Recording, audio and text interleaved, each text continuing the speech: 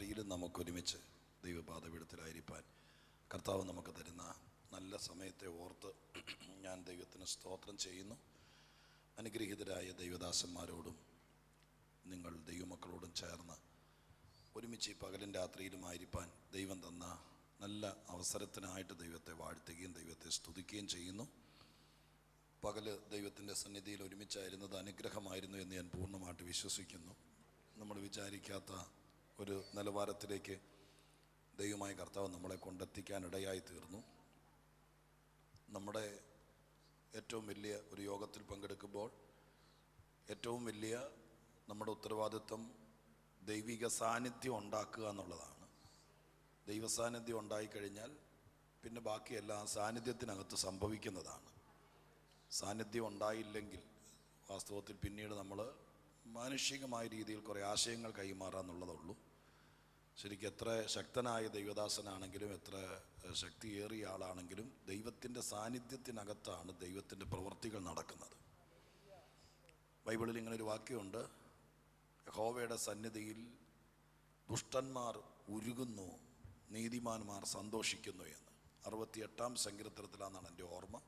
68-ാം സങ്കീർത്തനത്തിൻ്റെ 2-ാമത്തെയോ 3-ാമത്തെയോ വാക്യത്തിലാണെന്ന ഓർമ്മ. വാക്യം ഒന്ന് വായിച്ചുകൊണ്ട് നമുക്ക് രാത്രിയിലെ ശുശ്രൂഷകളിലേക്ക് പ്രവേശിക്കാം. നമുക്ക് വേറൊരു സന്ദേശത്തിലേക്ക് പോകണമെങ്കിലും നമുക്ക് വാക്യം ഒന്ന് നോക്കുമ്പോൾ നമുക്ക് ചില കാര്യങ്ങൾ ഗ്രഹിച്ചുകൊണ്ട് നമുക്ക് മുമ്പോട്ട് പോകാം. 68-ാം സങ്കീർത്തനം 2-ാം വാക്യം, പുക പതറിപ്പോകുന്നത് പോലെ തീ അവരെ പതറിക്കുന്നു, നീ അവരെ പതറിക്കുന്നു.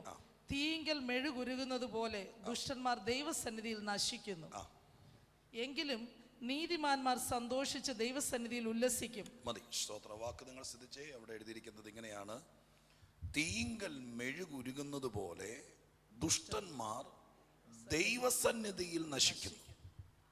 അടുത്ത വാചകം, എങ്കിലും നീതിമാന്മാർ സന്തോഷിച്ച് ദൈവസന്നിധിയിൽ ഉല്ലസിക്കുന്നു. അപ്പോൾ അവിടുത്തെ പ്രധാനപ്പെട്ട ലൊക്കേഷൻ അല്ലെങ്കിൽ അവിടുത്തെ കാര്യം എന്ന് പറയുന്നത് ദൈവസന്നിധിയാണ്. ദൈവസന്നിധിയിൽ നടക്കുന്ന 2 കാര്യങ്ങളാണ്. ഒന്ന്, ദുഷ്ടന്മാർ ദൈവസാന്നിധ്യത്തിനകത്ത് നശിക്കുകയാണ് അല്ലെങ്കിൽ ഉരുകയാണ്. അതേ ദൈവസാന്നിധ്യത്തിൽ തന്നെ നീതിമാന്മാർ സന്തോഷിച്ചുല്ലസിക്കുന്നു. ഇപ്പോൾ ദൈവത്തിൻ്റെ തിരുസാന്നിധ്യം ഉണ്ടാകുന്ന സ്ഥലത്ത് വലിയ ഫീലിംഗ്, വലിയ കാര്യവും. കാരണം ദൈവസാന്നിധ്യം ഇപ്പോൾ ഈ അടച്ചിട്ടിരിക്കുന്ന ഹോളിനകത്ത് ദൈവസാന്നിധ്യം ഉണ്ടായാൽ നിശ്ചയമായും ചില വിഷയങ്ങൾ ഈ വചനപ്രകാരം ഉരുകാൻ തുടങ്ങും. ദുഷ്ടന്മാർ ഉരുകുമെന്നല്ല എഴുതിയിരിക്കുന്നത്.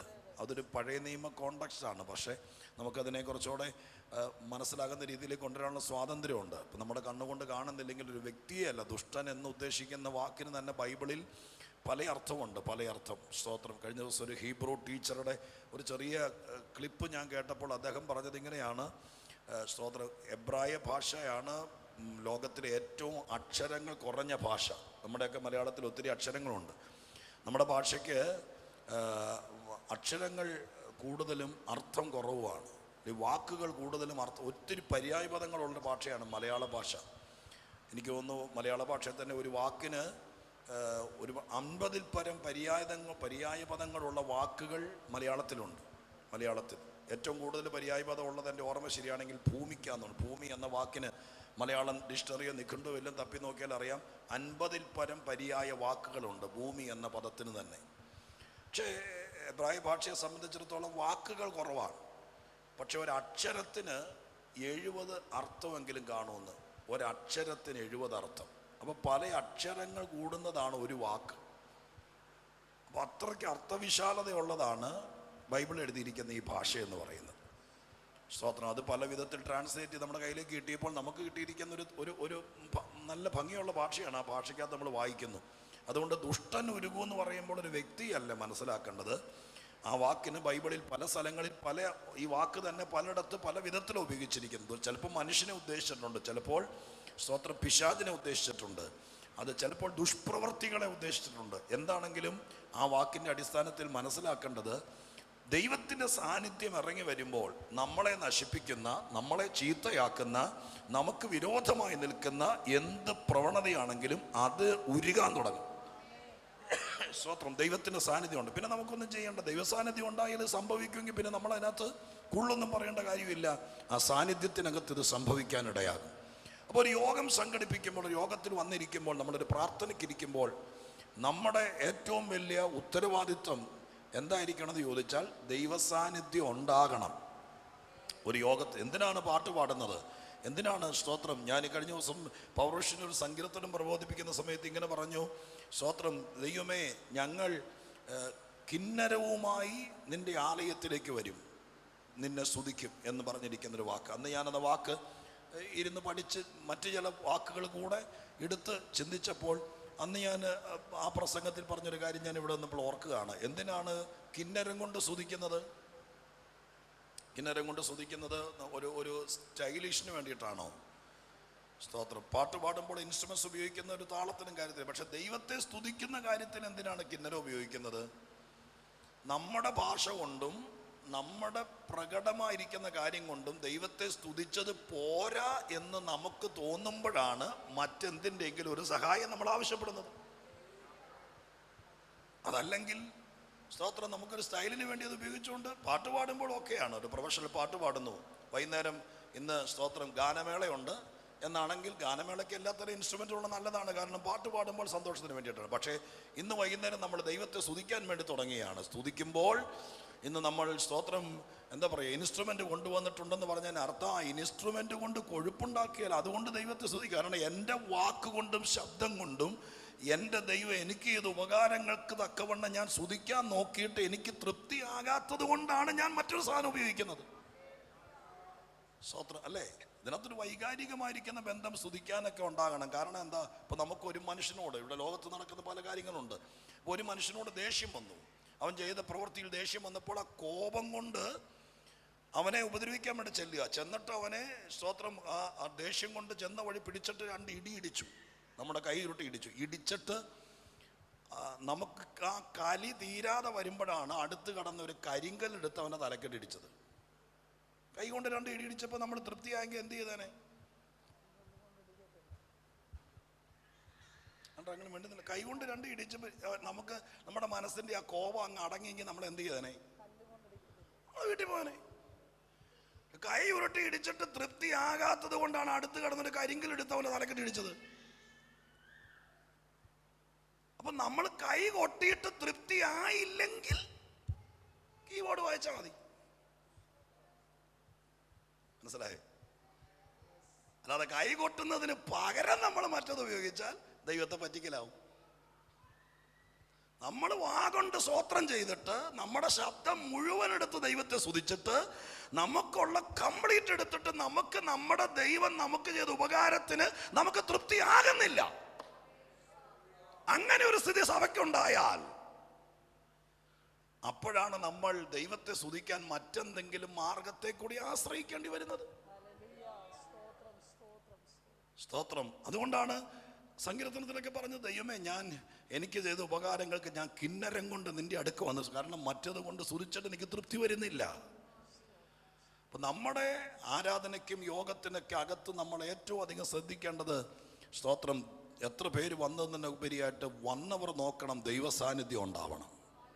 ഈ യോഗത്തിനകത്ത് വന്നു സ്തോത്രം നമ്മൾ ഇവിടെ ഇരിക്കുമ്പോൾ ഞാൻ 2 സ്തോത്രം പറഞ്ഞാൽ അവിടെ ഒരു സാന്നിധ്യം ഉണ്ടാകുമെന്ന് നിങ്ങൾക്ക് ബോധ്യമുണ്ടെങ്കിൽ ആ സ്തോത്രം ആരും പറയാതെ പറഞ്ഞ സാന്നിധ്യത്തെ ഉണ്ടാക്കണം. സ്തോത്രം. ഹല്ലേലൂയ. ഞാൻ കുറച്ചു നേരം ധ്യാനത്തോടിരുന്ന് എൻ്റെ കരങ്ങൾ ചേർത്തടിച്ച് ദൈവത്തെ മഹത്വപ്പെടുത്തുമ്പോൾ ഇതിനകത്ത് വ്യാപരിക്കുന്ന ഒരു ദൈവത്തിൻ്റെ പവർ ഇതിനകത്തുണ്ടാകുമെന്ന് ബോധ്യമുണ്ടെങ്കിൽ ആ സാന്നിധ്യം ഉണ്ടാക്കണം. ആ സാന്നിധ്യം ഉണ്ടായാൽ ലാഭമാർക്കാ, ദൈവത്തിനോ നമുക്കോ? കാരണം ഇവിടെ ഇരിക്കുന്നത് എന്താ? ആ സാന്നിധ്യം ഉണ്ടായാൽ ദുഷ്ടന്മാർ ഉരുകാൻ തുടങ്ങും. നമ്മുടെ ശരീരത്തിലോ നമ്മുടെ മനസ്സിലോ നമ്മുടെ കുടുംബത്തിലോ നമ്മളെ ഫോളോ ചെയ്യുന്ന ഏതെങ്കിലും ആർക്കും പിടികിട്ടാത്ത ഏതെങ്കിലും ട്രഡീഷണലായതോ എന്തുമാകട്ടെ, അത് മുഴുവൻ സാന്നിധ്യത്തിനകത്ത് ഉരുകാൻ തുടങ്ങും.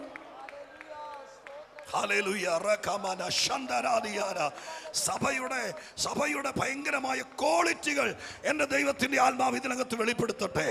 കർത്താവിൻ്റെ ആത്മാവ് ചെയ്യട്ടെ. ഹല്ലേലൂയ. ആളുകൾക്ക് മനസ്സിലാകട്ടെ, ഇതിനകത്ത് നമ്മളെല്ലാം കൂടി ചേർന്ന സാന്നിധ്യം വെളിപ്പെടുമ്പോൾ ദുഷ്ടശക്തികൾ ഉരുകുകയും നീതിമാന്മാർ സന്തോഷിക്കുകയും ചെയ്യും. സ്തോത്രം. അതവിടെ അവതരിപ്പിക്കാൻ വേണ്ടി പറയപ്പെട്ടിരിക്കുന്ന ചില വാക്കുകളുണ്ട്. എങ്ങനെയാ പറഞ്ഞിരിക്കുന്നത്?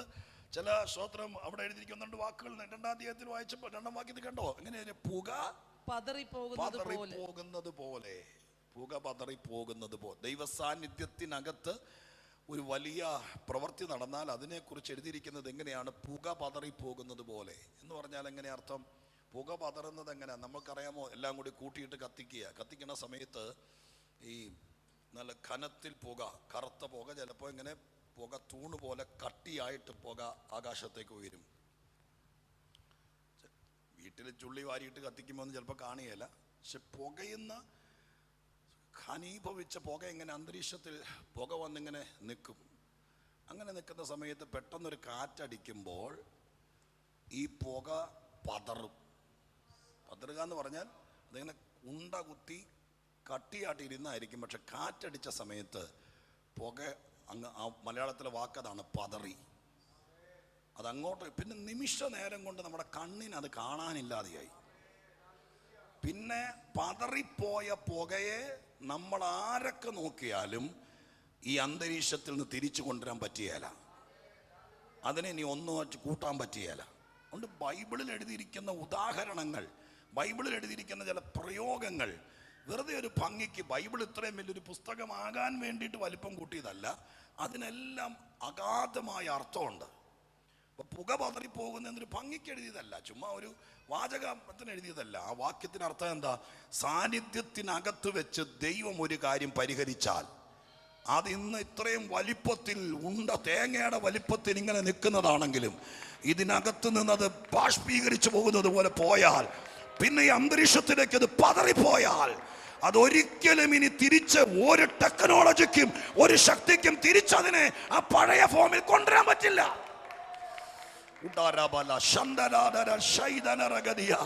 ഇന്ന് രാത്രി അങ്ങനത്തെ, ഞാൻ ഈ ആമുഖത്തിൽ ഇത് പറയുന്നത് ഞാനല്ല, ദൈവാത്മാവ് നമ്മളെ ഓർപ്പിക്കുന്നതെന്ന് അറിയാമോ? ഇന്ന് രാത്രി അത് സംഭവിക്കണം. അല്ലാതെ കേട്ട് നമ്മൾ തള്ളിക്കളയാനല്ല, സംഭവിക്കണം. ഇന്ന് രാത്രി ചില കാര്യങ്ങൾ ഘനീഭവിച്ചു നിൽക്കുന്നത്, പുകച്ചുരുള് പോലെ നിൽക്കുന്നത്, ഒരു തൂണ് പോലെ നിൽക്കുന്നത്, ഹല്ലേലൂയ, ചിലപ്പോൾ സ്കാൻ ചെയ്താൽ കാണാൻ പറ്റുന്നത്, ചിലപ്പോൾ ശരീരത്തിനകത്ത് നിൽക്കുന്നത്, അതിന്ന് രാത്രികാലം പ്രാർത്ഥിച്ചുകൊണ്ടിരിക്കുമ്പോൾ, സാന്നിധ്യം ഉണ്ടാകുമ്പോൾ പരിശുദ്ധാത്മാവ് അതിനെ പതറിക്കണം. അത്ഭുതങ്ങൾ നമ്മുടെ സ്വഭാവത്തിന് മുമ്പിൽ നിൽക്കുന്നത്, നമ്മുടെ ജീവിതത്തിന് മുമ്പിൽ നിൽക്കുന്നത്, ഉയർച്ചയ്ക്ക് മുമ്പിൽ നിൽക്കുന്നത് എന്താണെങ്കിലും അത് മുഴുവൻ ഒരു പുകമറ പോലെ നിൽക്കുന്നത്, അത് മുഴുവൻ കാറ്റടിച്ചു മാറട്ടെ. സാന്നിധ്യം ഉണ്ടാകട്ടെ. നിങ്ങളിവിടെ വന്നതൊരു സാന്നിധ്യം ഉണ്ടാകാനാണ്. നിങ്ങളിൽ ആ സാന്നിധ്യം ഉണ്ടെങ്കിൽ അത് സംഭവിക്കും. സാന്നിധ്യം ഉള്ളിടത്ത് ദുഷ്ടന് പ്രവർത്തിക്കാൻ കഴിയില്ല, വെളിപ്പെടാൻ കഴിയില്ല. യേശുവിന്റെ നാമത്തിൽ ഹല്ലേലൂയ. Thank you, hallelujah. പുക പതറുന്നത് പോലെ സാന്നിധ്യത്തിനകത്ത് ചില വിഷയങ്ങൾ ഇല്ലാതാവും. പിന്നെ അതിന് റീയൂണിയൻ രണ്ടാമത് കൂട്ടിച്ചേർക്കാൻ പറ്റിയല്ല. തീങ്കൽ മെഴുകുരുകുന്നത് പോലെ, രണ്ടാമത്തെ പ്രയോഗമാണ് തീങ്കൽ. അതിൻ്റെ അർത്ഥം എന്താ? മെഴുകുരുകുമ്പോൾ മെഴുകുരുകുമ്പോഴൊക്കെ സംഭവിക്കുന്ന പല കാര്യങ്ങളുണ്ട്. വെറുതെ നമ്മുടെ മനസ്സിനകത്തേക്ക് മെഴുകുരുക എന്ന് പറയുമ്പോൾ തീ കണ്ടാൽ മെഴുകുരുകുന്നതിനെ കുറിച്ച് നമ്മുടെ മനസ്സിനകത്തൊരു പിക്ചറുണ്ട്. പക്ഷേ നമ്മൾ കുറച്ചുകൂടെ ചിന്തിച്ചു നോക്കി, ഈ വെറും ഒരു മെഴുക് എന്ന് പറയുന്ന മെഴുകുതിരി കത്തിച്ചിട്ട് ഉരുകി കിടക്കുന്ന സംഭവത്തിലേക്ക് വീണ്ടും ചൂടടിക്കുമ്പോൾ ഉരുകുന്നതിനെ കുറിച്ചല്ല. മെഴുകുരുകിയാൽ സംഭവിക്കുന്നത് 2-3 കാര്യങ്ങളാണ്. ഒന്ന്, അത് ഷേപ്പ്ലെസ് ആയി പോകും. അതിനെ നമ്മൾ ഇച്ചിരൂടെ ബ്രൈറ്റായിട്ട് ചിന്തിക്കണം. ഇപ്പോൾ വാക്സ് മ്യൂസിയം ഒക്കെ ഉണ്ടല്ലേ? ഇതാണ് ഞാൻ കഴിഞ്ഞ ദിവസം ഇവിടെ പോയപ്പോൾ കയറിയില്ല വാക്സ് മ്യൂസിയം ഇവിടെ ഏതൊരു രാജ്യത്ത് ചെന്നപ്പോൾ. അപ്പോൾ അവിടെ ലോകപ്രസിദ്ധരായിരിക്കുന്ന സെലിബ്രിറ്റീസും അതുപോലെ ചരിത്ര നായകന്മാരായിരിക്കുന്ന ആളുകളെയൊക്കെ, നമ്മുടെ പ്രധാനമന്ത്രിയോ നമ്മുടെ ആളുകളെയൊക്കെ ഉണ്ടെന്നാണ് പറയുന്നത്. ടിക്കറ്റ് എടുത്ത് കയറിയ കാണാം. അവരുടെ കൂടെ നിന്ന് ഫോട്ടോ എടുത്തിട്ടൊക്കെയാണ് പലരും ഫേസ്ബുക്കിലിടുന്നത്. സ്വന്തം മനസ്സിലായി. വാക്സ് മ്യൂസിയത്തിൽ നിന്നിട്ട് നരേന്ദ്രമോദിയുടെ കൂടെ നിന്ന് ഫോട്ടോ എടുത്തിട്ട് ഫേസ്ബുക്കിൽ ഇടുമ്പോഴത്തേക്കും ചിലപ്പോൾ അയ്യോ മോഡിയുടെ കൂടെ നിന്ന് ഫോട്ടോ എടുത്ത് വയ്ക്കും. സംഭവം വാക്സാണ്, ഒറിജിനലിനെ വെല്ലുന്നതാണ്.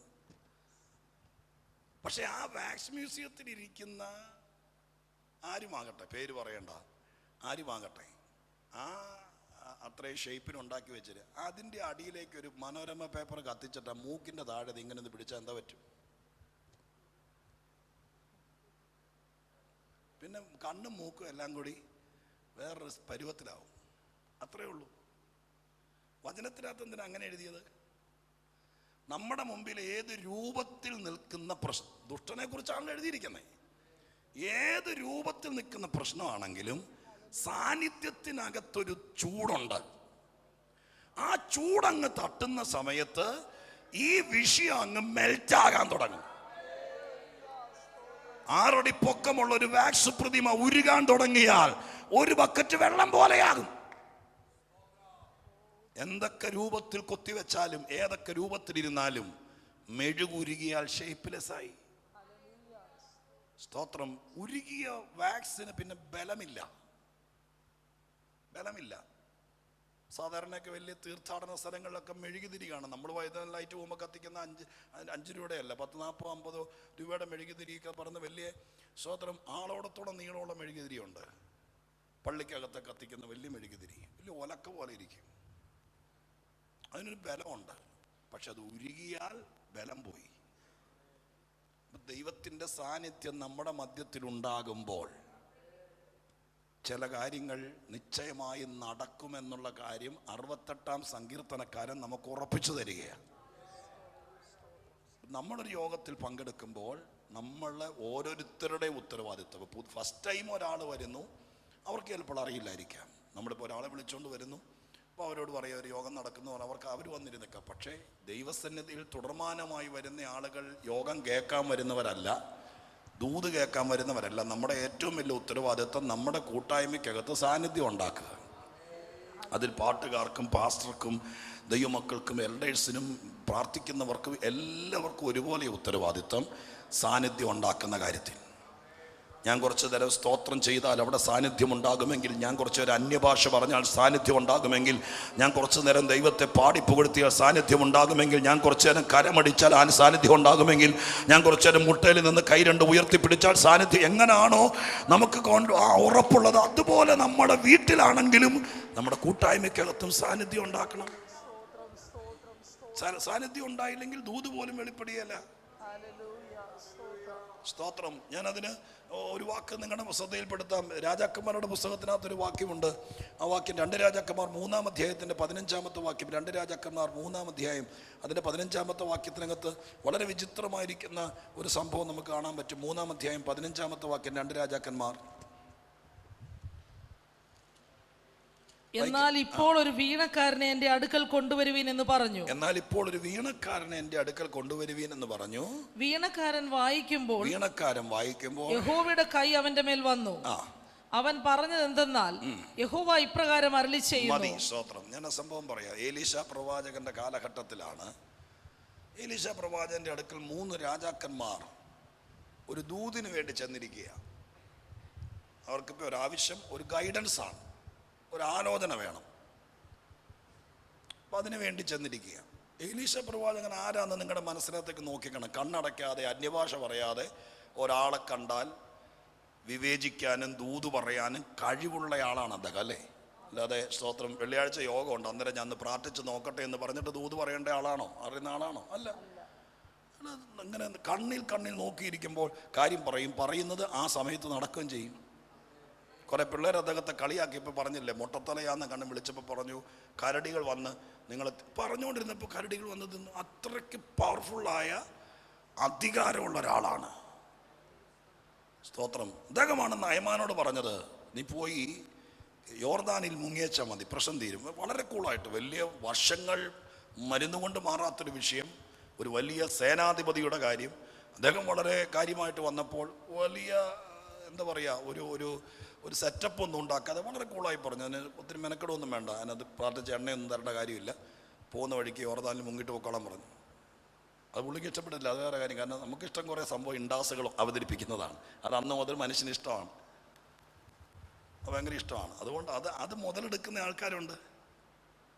കുറേ സംഭവങ്ങൾ ഉണ്ടാക്കി കഴിഞ്ഞപ്പോൾ ഏലീശ പറഞ്ഞാലും കാര്യമുള്ള എന്ന് പ്രത്യേകിച്ച് ഇനിയിപ്പോൾ ഞാൻ വന്ന് പ്രാർത്ഥിക്കേണ്ട കാര്യമില്ല, പ്രാർത്ഥിച്ച് വെള്ളം ഒന്നും തരേണ്ട കാര്യമില്ല, പോകുന്ന വഴിക്ക് യോർദാനിൽ മുങ്ങിയേക്കാൻ പറഞ്ഞു. പക്ഷെ അയാൾ ഇച്ചിരി പിണങ്ങിപ്പോയപ്പോൾ കൂടെ നിന്ന ആളുകൾ പറഞ്ഞു, യജമാനനെ ഒരു കാര്യം പറയാൻ പിണങ്ങാതെ. അദ്ദേഹം വേറൊന്നും പറഞ്ഞില്ലല്ലോ. പോകുന്ന വഴിക്ക് നമുക്ക് ഈ കൂടെ നിൽക്കുന്ന ആളുകളെ എപ്പോഴും ശ്രദ്ധിച്ചോളണം. 2 തരം ആൾക്കാരുണ്ട്. ഈ വസ്തിരാജ്ഞിയുടെ കേസിൽ രാജാവിൻ്റെ കൂടെ നിന്ന കുറച്ച് ആൾക്കാരുണ്ട്. അത് എസ്തേറിൻ്റെ പുസ്തകത്തിനകത്തുണ്ട്. വസ്തിയും അദ്ദേഹമായിട്ടൊരു വഴക്കുണ്ടായി. രാജാവും രാജ്ഞിയായി ചെറിയൊരു കാര്യത്തിനകത്ത്. അദ്ദേഹം ഒരു വിരുന്ന് കഴിച്ചപ്പോൾ നന്നായിട്ട് ഡ്രസ്സ് ചെയ്തൊക്കെ വരാൻ പറഞ്ഞു. ആ രാജ്ഞി സമ്മതിച്ചിട്ട് വന്നില്ല. അതിനകത്ത് അദ്ദേഹത്തിന് കോപം വന്നു. കോപം വന്നതിൻ്റെ വെളിച്ചത്തിനകത്ത് അവർ തമ്മിൽ പിണക്കത്തിലെ വസ്തി ഒഴിവാക്കാൻ വേണ്ടി നോക്കിയപ്പോൾ കൂടെ നിന്നവർ പറഞ്ഞു അങ്ങനെ തന്നെ വേണം എന്നെല്ലാം പറഞ്ഞു. നിങ്ങൾ ആ ഭാഗം വായിക്കുമ്പോൾ കാണാൻ കഴിയുന്ന അദ്ദേഹം ഒന്ന് ഉറങ്ങി എഴുന്നേറ്റപ്പോൾ വസ്തി എന്ത് ചെയ്യുന്നു ചോദിച്ചു. കാര്യം ആദ്യമൊക്കെ അങ്ങനെ പറഞ്ഞെങ്കിലും ഉറങ്ങിക്കഴിഞ്ഞപ്പോഴത്തേക്കും പുള്ളിയുടെ കോപമൊക്കെ അങ്ങ് മാറിയിട്ട് വസ്തി എന്ന് ചോദിച്ചപ്പോൾ കൂടെ നിന്നവർ പറഞ്ഞു ഇനി വസ്തിയെ വിളിക്കരുത്, പുകഞ്ഞ കൊള്ളി പുറത്ത്. അങ്ങനെ വീണത്തില്ല. പക്ഷെ എന്നിട്ട് പറഞ്ഞു ഇനിയിപ്പോൾ രാജാവ് തിരിച്ച് വിളിച്ച് പറഞ്ഞാൽ ഈ രാജ്യത്തെ എല്ലാ സ്ത്രീകളും ഇങ്ങനെ തന്നെ ചെയ്യും. ഒരു കാരണവശാലും വിളിക്കരുത്. രാജാവ് ഇതിനേക്കാൾ സുന്ദരിയായ ഭാര്യയെ ഞങ്ങൾ കൊണ്ടുതരാം. വാസ്തവത്തിൽ ആ കേസ് അവർ തമ്മിൽ തീർത്താനെ. ഈ കൂടെ നിന്ന് ഒരാ കോളാക്കിയത്. കാരണം അങ്ങേര് ഉറങ്ങിക്കഴിഞ്ഞപ്പോൾ ചോദിച്ചതാ എൻ്റെ ഭാര്യ എന്ത് ചെയ്യുന്നത്. അന്നേരം അവർ തന്നെ തമ്മിൽ പറഞ്ഞങ്ങ് തീർന്നേനെ. പക്ഷെ കൂടെ ഒന്നും ഒരു കാരണവശാലും വിളിക്കരുത്. ഇന്നും പല കേസും കൂടെ നിൽക്കുന്നവരാണ് പ്രശ്നം ഉണ്ടാക്കുന്നത്. നമ്മൾ സൂക്ഷിച്ചോളണം. കൂടെ നിൽക്കുന്നവർ നമ്മളെ ചുമ്മാ പ്രഷർ കയറ്റും. പക്ഷേ ഈ നയമാൻ്റെ കേസിനകത്ത് കൂടെ നിന്നവരെ സല്യൂട്ട് ചെയ്യണം. അവർ പറഞ്ഞില്ല സാറേ അങ്ങേ എന്നിട്ട് ഒരു കാര്യം ചെയ്യാം, ഇപ്പം മിണ്ടണ്ട, അവിടെ ചെന്നിട്ട് കൊണ്ടൊരു പണി കൊടുക്കാം. ഇപ്പം എങ്ങ് പോരെന്ന് പറഞ്ഞായിരുന്നെങ്കിൽ പിന്നെ വരാൻ പോകുന്നതൊക്കെ എന്താണെന്ന് പറയാനൊക്കത്തില്ല. അയക്കും അധികാരമുള്ള ഒരാളല്ലേ.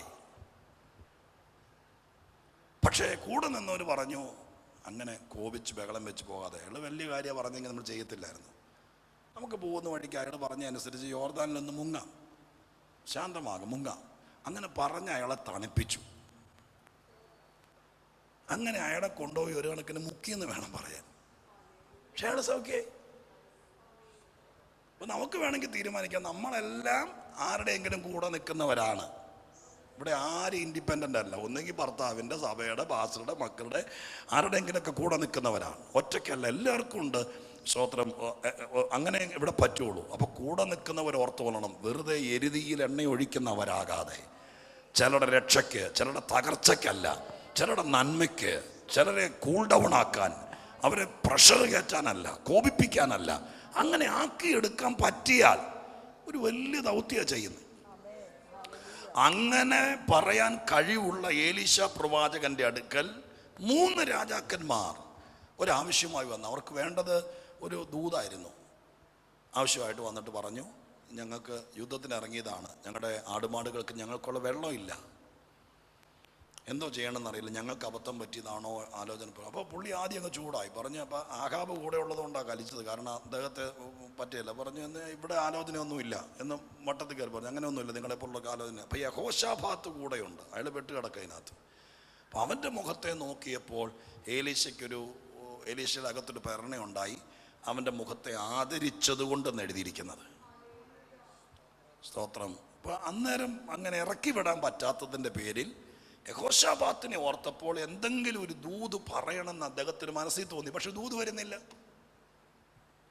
അവിടെയും പ്രശ്നമാണ്. നമുക്കിപ്പോൾ ഒരാളെ മാനുഷികമായിട്ട് ആശ്വസിപ്പിക്കാം, അത് വേറെ.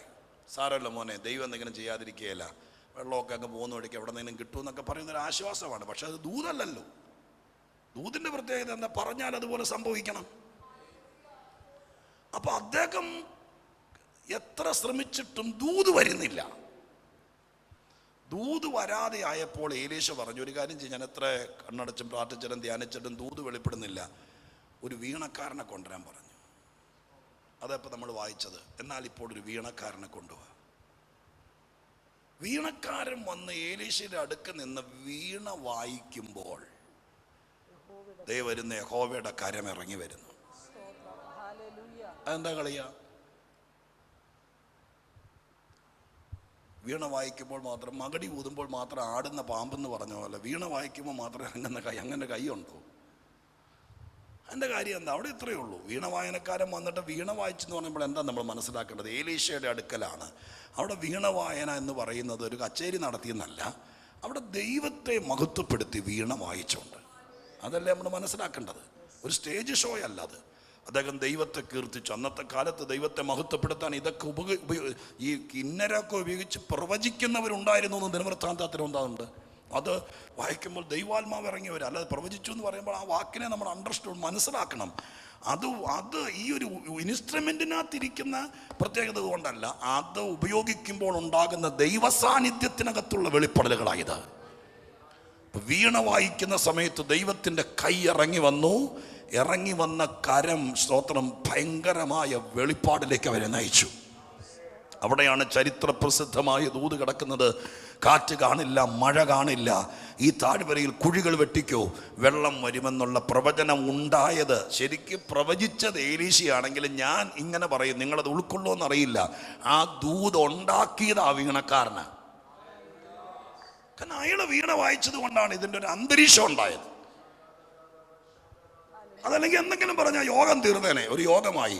പക്ഷെ വീണക്കാരൻ്റെ വീണ വായനക്കകത്ത് അസാധാരണമായ ഒരു സാന്നിധ്യം ഇങ്ങ് ഇറങ്ങി വന്നു. കൈ ഇറങ്ങി വന്നെന്നൊക്കെ പറഞ്ഞാൽ വിചാരിക്കേണ്ടത് എന്താ, ഏലിയാവിൻ്റെ മേൽ ദൈവത്തിൻ്റെ കൈ ഇറങ്ങി എന്ന് പറയുമ്പോഴേക്ക് 3 കൈ ഉണ്ടായി എന്നല്ല മനസ്സിലാക്കേണ്ടത്. ദൈവത്തിൻ്റെ സാന്നിധ്യം ഇറങ്ങി വന്നു. സ്തോത്രം. അന്ത്യോക്യയുടെ സഭയുടെ കൂടെ കർത്താവിൻ്റെ കൈ ഉണ്ടായിരുന്നു പറഞ്ഞാൽ അർത്ഥം കർത്താവിൻ്റെ സാന്നിധ്യം അവരുടെ കൂടെ ഉണ്ടായിരുന്നു. ആ സാന്നിധ്യം വെളിപ്പെട്ടത് ഒരു മനുഷ്യൻ വന്ന് ദൈവസന്നിധിയിൽ ആത്മാർത്ഥതയോടെ ഒരു കർത്തൃദാസന്റെ കൂടെ നിന്നങ്ങ് വീണ വായിച്ച് ദൈവത്തെ മഹത്വപ്പെടുത്തിയപ്പോൾ അന്തരീക്ഷം അങ്ങ് മാറി. അന്തരീക്ഷം മാറുന്ന സമയത്ത് പെട്ടെന്ന് ആത്മസാന്നിധ്യം ഉണ്ടായി. ആത്മസാന്നിധ്യത്തിനകത്ത് ദൂത് പുറത്തു വന്നു. സ്തോത്രം. വഴിമുട്ടി നിന്ന, ഞാൻ രാവിലെയും വൈകുന്നേരവും പറഞ്ഞതിൻ്റെ ഞാൻ ചേർത്ത് പറഞ്ഞുകൊണ്ടൊരു കുറിവാക്യത്തിലേക്ക് വരാം. രാവിലെ ഞാൻ പറഞ്ഞു എങ്ങനെ അക്കരയ്ക്ക് പോകുമെന്നറിയാതിരുന്ന ജനം ചെയ്തത് വചനം കേട്ടു. വചനം കേട്ടപ്പോൾ ഒരു ഓപ്പണിംഗ് ഉണ്ടായി. ഇന്ന് രാത്രി സഭയോട് പറയുന്നത്, സ്തോത്രം, ദൈവത്തിൻ്റെ സന്നിധാനത്തിൽ സാന്നിധ്യം ഉണ്ടാക്കി കഴിയുമ്പോൾ ഒരു ഐഡിയ ഇല്ലാത്തിടത്ത് ദൈവത്തിൻ്റെ അരുളപ്പാടുകൾ വെളിപ്പെടാൻ തുടങ്ങും. ഹല്ലേലൂയ.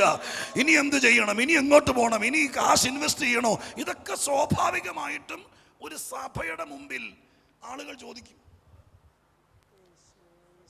ഉത്തരവാദിത്തപ്പെട്ട് നിൽക്കുന്ന ഒരു ലീഡറിന്റെ മുമ്പിൽ ചോദിക്കും. ചോദിച്ചാൽ നമ്മൾ എന്ത് പറ്റിക്കാൻ പറ്റുമോ, ചതിക്കാൻ പറ്റുമോ? കല്യാണ കാര്യങ്ങൾ വരുമ്പോഴൊക്കെ ചോദിക്കും. പാസ്റ്ററെ 3 കല്യാണം വന്നിരിക്കുകയാണ്, എല്ലാം കട്ടക്കട്ട നിൽക്കുന്നതാണ്, ഇപ്പം ഏതാണെന്ന് അറിയില്ല പാസ്റ്ററെ എന്ന് പറഞ്ഞു കഴിഞ്ഞാൽ പാസ്റ്റർ പെട്ടോ? നിങ്ങൾക്കതിൻ്റെ മനസ്സിലാവില്ല, നിങ്ങൾക്ക് ചോദിച്ചാൽ മതി. പക്ഷെ പാസ്റ്ററായിട്ട് എന്തെങ്കിലും നിങ്ങൾ നിൽക്കണം. ഒരു കാരണം നമ്മൾ മറുപടി പറഞ്ഞാൽ പറ്റും. ഏറ്റവും ആ സമയത്ത് നമ്മൾ അങ്ങനെയൊന്നും ഇവിടെ ചോദിക്കാൻ പറ്റില്ല. അതൊക്കെ വേറെ വല്ലയിടത്തും പോയി ചോദിക്കുന്ന പറയും. ഒരു മാരേജ് പൂരേ പോയി ചോദിക്കും, ഇവിടെ ഒന്നും പറ്റില്ല, ഇവിടെ വേണമെങ്കിൽ പാട്ടും പ്രാർത്ഥന അങ്ങനെ പറഞ്ഞു വിടാൻ പറ്റും. അപ്പം നമ്മളിത് കൈകാര്യം ചെയ്തേ പറ്റും. എന്നോട് ഒരാൾ വന്ന് പറഞ്ഞു, പാസ്റ്ററെ അച്ഛൻ റിട്ടയർഡായി വന്ന സമയത്ത് കുറേ പൈസയുണ്ട്, അത് പോപ്പുലറിൽ കൊണ്ടുപോയി ഡിപ്പോസിറ്റ് ചെയ്യട്ടെ. നമ്മളോട് ചോദിക്കാൻ ഡിപ്പോസിറ്റ് ചെയ്താൽ പോയാൽ മതി. പക്ഷെ പാസ്റ്ററോട് ചോദിച്ച പ്രശ്നം നമ്മൾ പറഞ്ഞ് ഡിപ്പോസിറ്റ് ചെയ്ത് സംഭവം പൊട്ടിപ്പോയാ. അപ്പോൾ ഇതിനൊക്കെ കൃത്യമായ, ഞാൻ പോപ്പുലർ ഇടുന്ന കാര്യത്തെക്കുറിച്ചല്ല, കൃത്യമായ ആലോചന പറയേണ്ടവരാണ് സഭ. ഒഴിവാക്കി വിട്ടാൽ പിന്നെ അവരവരുടെ വഴിക്ക് പോയി. ഇവിടെ മറുപടി ഉണ്ടെന്നറിഞ്ഞാലല്ലേ അവർക്കിവിടെ ഉറച്ചു നിൽക്കാൻ പറ്റുള്ളൂ. ഞങ്ങളുടെ കർത്തൃദാസനോട്, ഞങ്ങളുടെ സഭയോടൊരു കാര്യം പറഞ്ഞാൽ പ്രാർത്ഥിച്ചിട്ട് അതിനൊരു മറുപടി കിട്ടുമെന്നൊരു അഡ്രസ്സ് ഉണ്ടാക്കാൻ സമയമെടുക്കും. പക്ഷെ അങ്ങനെ ഒരു സ്ഥിതിയിലേക്ക് വന്നാൽ എന്തായെന്നറിയാമോ, പിന്നെ ജനത്തിന് പോകാൻ പറ്റാത്തൊരു ബന്ധാവും. അതുണ്ടാക്കിയെടുക്കണം, അതുണ്ടാക്കണം, അതിന് സാന്നിധ്യം ഉണ്ടാകണം. എന്ത് ചെയ്യണമെന്നറിയാതിരിക്കുന്ന, ഒരു തീരുമാനമെടുക്കാൻ പറ്റാതിരിക്കുന്ന, ഒരാലോചന അനിവാര്യമായ ഏതെങ്കിലും വിഷയങ്ങളുണ്ടെങ്കിൽ അതിനേറ്റവും വേണ്ടത്, സ്തോത്രം, കൈ നനയാതെ മീൻ പിടിക്കുന്നത് പോലെ എവിടേക്കെങ്കിലും ഒരു സ്തോത്രം ഫോൺ ചെയ്തിട്ട് വൈകുന്നേരത്തേക്ക് മറുപടി തരാൻ പറഞ്ഞാൽ അത് ചിലപ്പോൾ ചതിക്കപ്പെടാം. പക്ഷെ ദൈവസന്നിധിയിൽ നിന്ന് പ്രാർത്ഥിച്ച് ജാഗരിച്ച് കർത്താവിൻ്റെ പാദപീഠത്തിൽ ഇരിക്കുമ്പോൾ ആരിലൂടെയെങ്കിലും ദൈവാത്മാവ് ഇടപെടും. അതിനെത്ര തെളിവ് വരണം. യഹോശാഫാത്തിന്റെ സംഭവത്തിനകത്ത് എന്താ നടന്നത്? അവർക്കെതിരെ ഭയങ്കരമായിരിക്കുന്ന സംഘടിത ശക്തി യുദ്ധത്തിന് വന്നിരിക്കുന്നു. എന്ത് ചെയ്യണമെന്നറിയില്ല. അവർ നോക്കിയപ്പോൾ പരാജയം മാത്രമേ മുമ്പിലുള്ളൂ.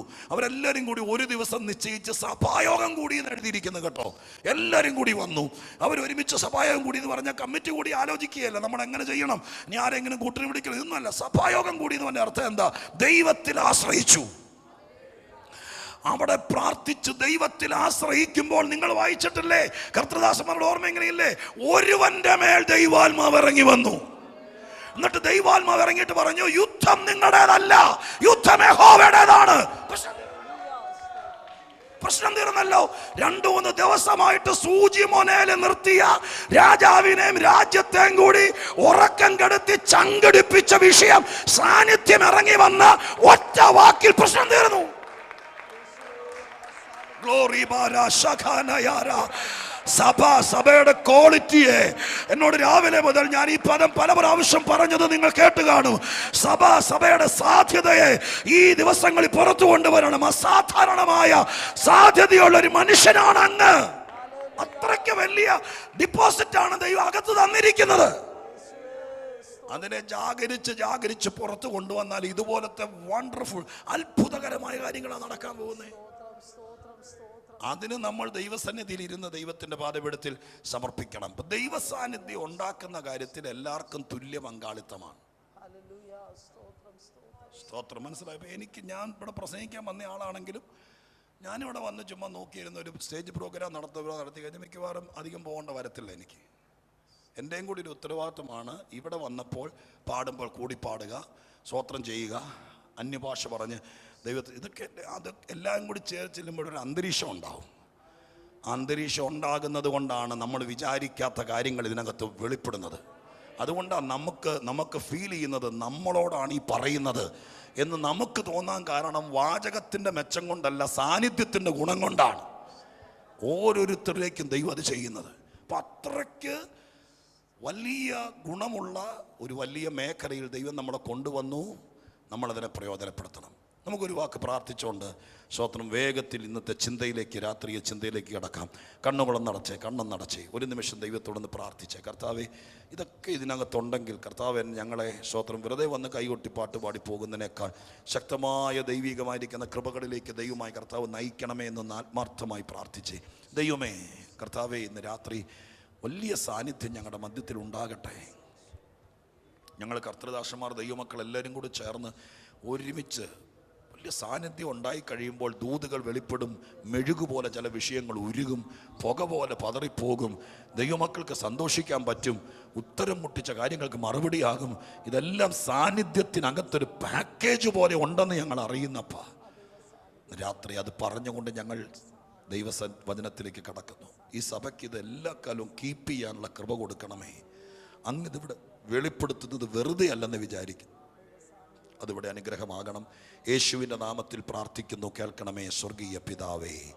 കരമുയർത്തി ഒന്നോടെ സ്തോത്രം ചെയ്തിട്ട് എല്ലാവരും കൂടെ കൊരിന്ത്യർ ലേഖനത്തിലൊരു വാക്യം നമുക്ക് വായിക്കാം. വളരെ ലളിതമായ ഒരു ആശയം, ചിന്ത ആത്മീക ദൂതായി തന്നെ പങ്കുവയ്ക്കാൻ ആഗ്രഹിക്കുന്നു. പിന്നെ നിങ്ങളുടെ പ്രാർത്ഥനയൊക്കെ പോലെ ഇരിക്കും ദൈവീയമായ ദൈവത്തിൻ്റെ ആലോചനകൾ വരുന്നത്. നമുക്ക് വായിക്കേണ്ടത് 1 കൊരിന്ത്യർ 9-ാം അധ്യായം എൻ്റെ 19-ാമത്തെ വാക്യമാണ്. 1 കൊരിന്ത്യർ 9-ാം അധ്യായം 19-ാമത്തെ വാക്യമാണ്. വായിക്കാമോ?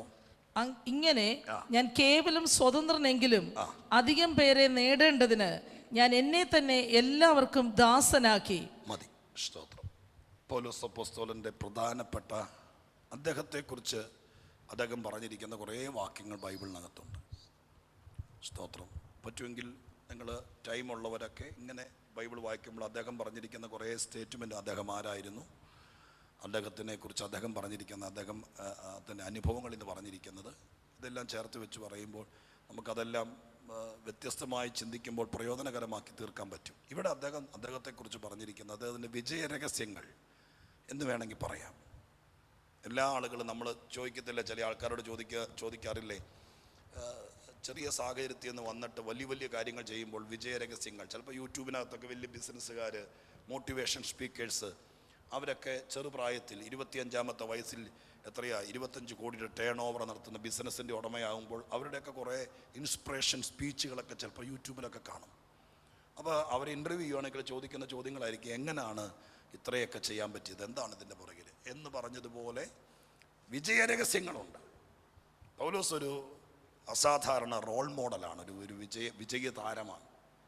അപ്പോൾ അദ്ദേഹത്തോട് ആരും ഇൻ്റർവ്യൂ നടത്തിയിട്ടല്ലെങ്കിലും പരിശുദ്ധാത്മാവിൻ്റെ പ്രേരണയിൽ അദ്ദേഹം ഇടയ്ക്കിടയ്ക്ക് ചില സന്ദർഭങ്ങളിൽ അദ്ദേഹത്തിൻ്റെ ചില വിജയരഹസ്യങ്ങൾ എഴുതിയിട്ടുണ്ട് വിശുദ്ധ ബൈബിളിനകത്ത്, അദ്ദേഹത്തിൻ്റെ ലേഖനങ്ങൾക്കകത്ത്. അതുപോലത്തെ ഒന്നാണ് ഇവിടെ എഴുതിയിരിക്കുന്നത്.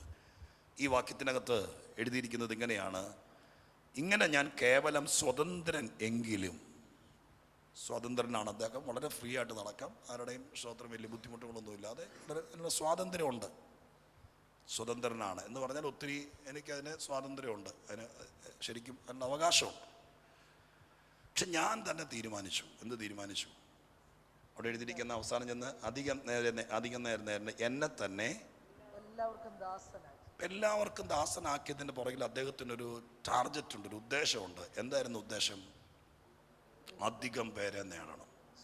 അങ്ങനെ ഒരു മനസ്സകത്തേക്ക് വന്നു, അങ്ങനെ ഒരു ലക്ഷ്യം അകത്തേക്ക് വന്നപ്പോൾ അദ്ദേഹം തീരുമാനിച്ചു, അധികം പേരെ നേടാൻ എന്താ വഴി? അധികം പേരെ നേടാൻ എന്താ വഴി? അദ്ദേഹം മനസ്സിൽ, ഞാൻ സ്വതന്ത്രനാണ്, പക്ഷെ ഞാൻ തീരുമാനിക്കുകയാണ് എല്ലാവരെയും നേടണം. ഞാൻ എന്നെ തന്നെ എല്ലാവർക്കും ദാസനാക്കി. ഞാൻ അതിനകത്തൊരു ചോദ്യം വിട്ടുകൊണ്ട് വിശദീകരണത്തിലേക്ക് വരാം. 25 കൊല്ലം നമുക്കൊരു സഭയിൽ ആത്മീകനായിരിക്കാൻ പറ്റിയിട്ട് നാം നമ്മെ ആരാക്കി? യോഗത്തിന് വരുന്നു, പ്രാർത്ഥിക്കുന്നു, സംഭവമൊക്കെ ശരിയാണ്. ഒരു കോൺട്രിബ്യൂഷൻ കൊടുക്കാൻ പറഞ്ഞാൽ കൊടുക്കുന്നു, ദശാംശം കൊടുക്കുന്നു, ഇതൊക്കെ ശരിയാണ്. പക്ഷെ ഇത്രയും കാലം കൊണ്ട് നമ്മളെ തന്നെ ആരാക്കി, ദാസനാക്കി എന്നുള്ള ഞാൻ എൻ്റെ സന്ദേശം എന്ന് പറയാൻ വേണ്ടിയിട്ട് ഞാനൊരു അതിനനുയോജ്യമായൊരു വാക്യെടുത്തെന്ന് മാത്രം വിചാരിച്ചാൽ മതി. പക്ഷെ ഞാൻ ആ വാക്യത്തിൽ നിന്ന് നിങ്ങളുടെ ശ്രദ്ധയിലേക്ക് കൊണ്ടുവരാം. സ്തോത്രം. നമുക്ക് നമ്മളെ പലതും ആക്കാം. ബൈബിളിൽ അങ്ങനെ ഒരുപാട് കാര്യമുണ്ട്. ഈ ലോകവും പിശാചും ഒക്കെ കൂടി ഒത്തിരി കാര്യങ്ങൾ നമ്മളെ ആക്കുന്നുണ്ട്. നല്ല ശമരിയക്കാരൻ്റെ കഥ യേശു പറയുമ്പോൾ അവിടെ പറയുന്നൊരു വാക്കുണ്ട്. യെരൂശലേമിൽ നിന്ന് എരിഹോവിലേക്ക് പോകുന്ന മനുഷ്യല്ലേ, അങ്ങനെ പോകുന്ന മനുഷ്യനെ വഴിയിൽ വെച്ച് കള്ളന്മാരുടെ കയ്യിൽ അകപ്പെട്ടു. അവരവനെ മുറിവേൽപ്പിച്ച് അർത്ഥപ്രാണനാക്കി. അപ്പോൾ ആരോഗ്യ ദൃഢഗാത്രനായിരിക്കുന്ന ഒരു ബിസിനസ്സുകാരനായിരിക്കാം, അയാളെ അർത്ഥപ്രാണനാക്കിയത് ആരാ? കള്ളന്മാരെല്ലാം കൂടിയാ.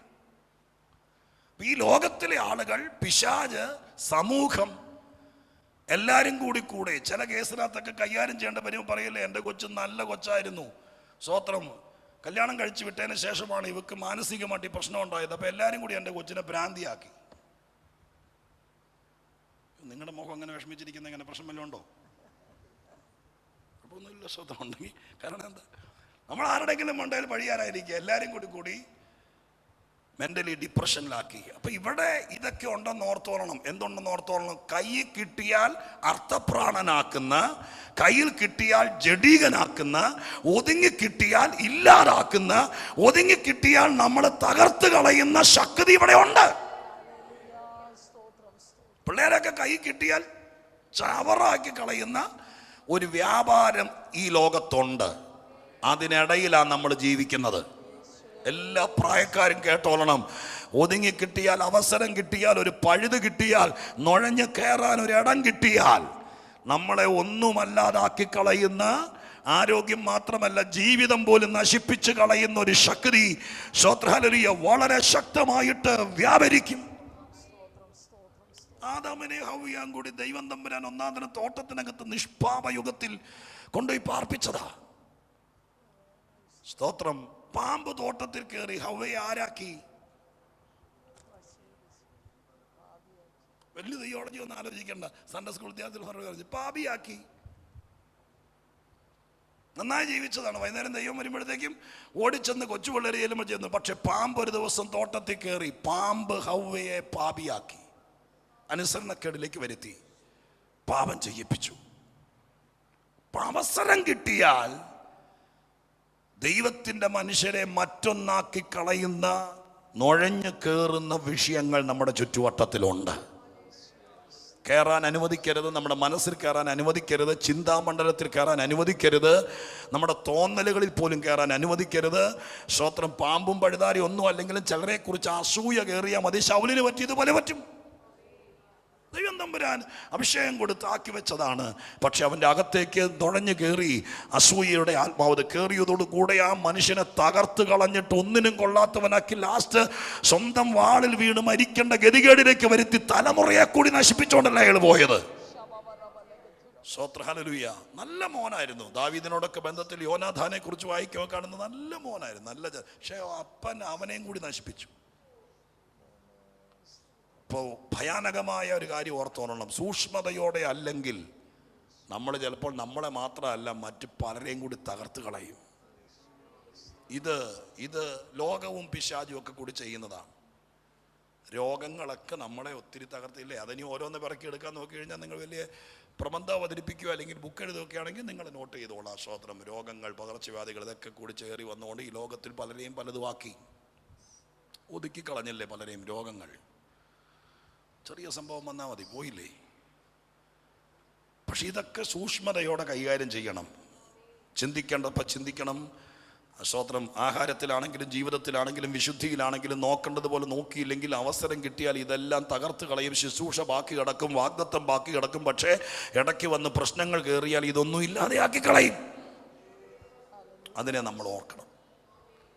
ഇനി ദൈവം നമ്മളെ ഹെൽപ്പ് ചെയ്യും. ദൈവം നമ്മളെ പലതുമാക്കും. ഏൽപ്പിച്ചു കൊടുത്താൽ മതി, അവസരം കൊടുത്താൽ മതി. ദൈവം നമ്മളെ പലതുമാക്കും. ഞാൻ അതിലേക്ക് കുറച്ചുകൂടെ കയറി എന്നിൽ ഒന്ന് രണ്ട് കാര്യങ്ങൾ ഞാൻ നേരിട്ട് ഡയറക്റ്റ് പറയാം. സ്തോത്രം. നമ്മൾ വായിക്കുന്നുണ്ട്, ഇവിടെ പല വാക്യങ്ങൾ വായിക്കുന്നുണ്ട്. ഒന്ന് രണ്ട് ഞാൻ ഓർമ്മയെന്ന് പറയാം. യെശയ്യാ പ്രവചനം 41 എൻ്റെ ഓർമ്മ. അവിടെ വായിക്കുന്നുണ്ട്, പുഴുവായ യാക്കോബേ എന്ന് പറഞ്ഞു വരുന്നൊരു ഭാഗമില്ലേ. പുഴുവായ യാക്കോബേ, യെശയ്യാ 41 അധ്യായത്തിനകത്ത് അവിടെ പറയുന്നത് പുഴുവായ യാക്കോബേ. സ്തോത്രം. അവിടെ എഴുതിയിരിക്കുന്നത് 15 വാക്യം. ഇതാ ഞാൻ നിന്നെ പുതിയതും മൂർച്ചയുള്ളതും പല്ലേറിയതുമായ മെതിവണ്ടിയാക്കി തീർക്കുന്നു. നോക്കൂ, ഇതാ ഞാൻ നിന്നെ പുതിയതും മൂർച്ചയുള്ളതും പല്ലേറിയതുമായ മെതിവണ്ടിയാക്കി തീർക്കുന്നു. സ്തോത്രം. അടുത്ത വാക്ക്, നീ പർവ്വതങ്ങളെ മെതിച്ച് പൊടിയാക്കും, കുന്നുകളെ പതിർപോലെ ആക്കുകയും ചെയ്യും, നീ അവരെ പാറ്റും. ഓക്കെ, നോക്കൂ. അപ്പം നമുക്ക് ഇത്ര എടുത്താൽ മതി. അത് ഇസ്രായേലിനുള്ള ബന്ധത്തിൽ പ്രവചനമാണ്. പക്ഷെ ദൈവം പറയുകയാണ്, നിന്നെ ഞാൻ ആരാക്കും? മെതിവണ്ടിയാക്കും. പല്ലേറിയ മൂർച്ചയുള്ള ഏൽപ്പിച്ചു കൊടുത്താൽ കർത്താവിൻ്റെ പാദപ്പെടുത്തി ലോകത്തിലേക്ക് പതുക്കെ ചാഞ്ഞു കൊടുത്താൽ, നമ്മൾ പതുക്കെ അങ്ങോട്ട് ചാഞ്ഞു കൊടുത്താൽ സാത്താനും കൂട്ടരും ലോകവും ഇവിടുത്തെ ശക്തിയും കൂടി നമ്മളെ ഒന്നുമല്ലാത്ത വെറും പഴുന്തുണി പോലെ ആക്കിയിട്ട് നാണം കെടുത്തി നശിപ്പിച്ചൊരു മൂലയിൽ ഒതുക്കിക്കളയും. തിരിച്ച് അങ്ങോട്ട് ചായാതെ ദൈവത്തിങ്കിലേക്ക് അധികം ചാഞ്ഞു കൊടുത്താൽ, ദൈവത്തിന് വിധേയപ്പെടുത്തി കൊടുത്താൽ, കുശവന്റെ കയ്യിലെ കളിമണ്ണ് പോലെ ഏൽപ്പിച്ചു കൊടുത്താൽ, സ്വർഗസ്ഥനായ ദൈവം നിന്നെ അമാനുഷികമായി മെതിവണ്ടി പോലെ ആക്കിയെടുക്കും. നിന്നെ കൊണ്ട് ചിലതിനെ പൊടിച്ചു കളയാൻ, തകർത്ത് കളയാൻ ആ പാകത്തിന് നിന്നെ ആക്കിയെടുക്കും ദൈവം. ജന്മം കിട്ടി, വിദ്യാഭ്യാസം കിട്ടി, അതുകൊണ്ടെല്ലാം തീർന്നെന്ന് വിചാരിക്കരുത്. ഇനിയും നമുക്ക് പലതും ആകാം ദൈവത്തിൻ്റെ കയ്യിലേക്ക് ഏൽപ്പിച്ചു കൊടുത്താൽ. സെരുബ്ബാബേലിനോട് പറഞ്ഞു, സ്തോത്രം, നിന്നെ ഞാൻ എൻ്റെ കയ്യിൽ ഒരു മുദ്രമോതിരമാക്കും. സ്തോത്രം. സെക്കറിയാ പ്രവചനത്തിൽ പറഞ്ഞിരിക്കുന്നൊരു വാക്കുണ്ട്. ആ വാക്കിങ്ങനെയാണ്, സ്തോത്രം, ഞാൻ നിന്നെ യഹൂദാ ജനത്തിൻ്റെ ഇടയിൽ തീച്ചട്ടി പോലെയാക്കും. സ്തോത്രം. യെശയ്യാവ് തന്നെ 43 49 പറഞ്ഞിരിക്കുന്ന വാക്കുണ്ട്, അവൻ എന്നെ മിനുക്കി അമ്പാക്കി. അങ്ങനെ എത്രയോ വാക്യങ്ങൾ വേണമെങ്കിൽ എടുക്കാം. ദൈവം തമ്പുരാന്റെ കയ്യിലേക്ക് ഒരാളെ കിട്ടിയാൽ ദൈവം അവനെ ശരിക്കും പണിതെടുത്ത് കിട്ടിയതുപോലെ ഒരിക്കലും വെച്ചോണ്ടിരിക്കുകയല്ല. സ്തോത്രം. ദൈവവും ലോകവും രണ്ടും നമ്മൾ മനസ്സിലാക്കണം. ലോകത്തിൻ്റെ കിട്ടിക്കഴിഞ്ഞാൽ പ്രാകൃതനാക്കി, സ്തോത്രം, ജഡീകനാക്കി, മനുഷ്യത്വം നശിപ്പിച്ച് മൃഗതുല്യനാക്കി, അനുസരണം കെട്ടവനാക്കി, അമ്മയെ അനുസരിക്കാത്തവനാക്കി, താടിയും മുടിയും നീട്ടി ഈ ലോകപ്രകാരം ജീവിച്ച് അങ്ങനെ നശിച്ച് ദൈവത്തിൽ നിന്നകന്ന അവസാനം നരകത്തിൽ അവസാനിക്കുന്ന പരുവത്തിൽ ലോകമാക്കുമ്പോൾ, തിരിച്ച് ദൈവത്തിൻ്റെ കയ്യിൽ ഒരുവനെ കിട്ടിയാൽ അവനെ മാനിച്ചുയർത്തി അന്ധകാര ശക്തിയെ തകർക്കത്തക്ക രീതിയിൽ മെതിവണ്ടിയാക്കി മുമ്പിൽ വരുന്ന പ്രതികൂലങ്ങൾ പൊടിക്കത്തക്ക രീതിയിൽ അവനെ ആക്കിയെടുക്കും. ഉപവാസത്തിലും പ്രാർത്ഥനയിലുമൊക്കെ ഒരു വലിയ ട്രാൻസ്ഫോർമേഷൻ, വലിയ മാറ്റം ഉളവാകണം.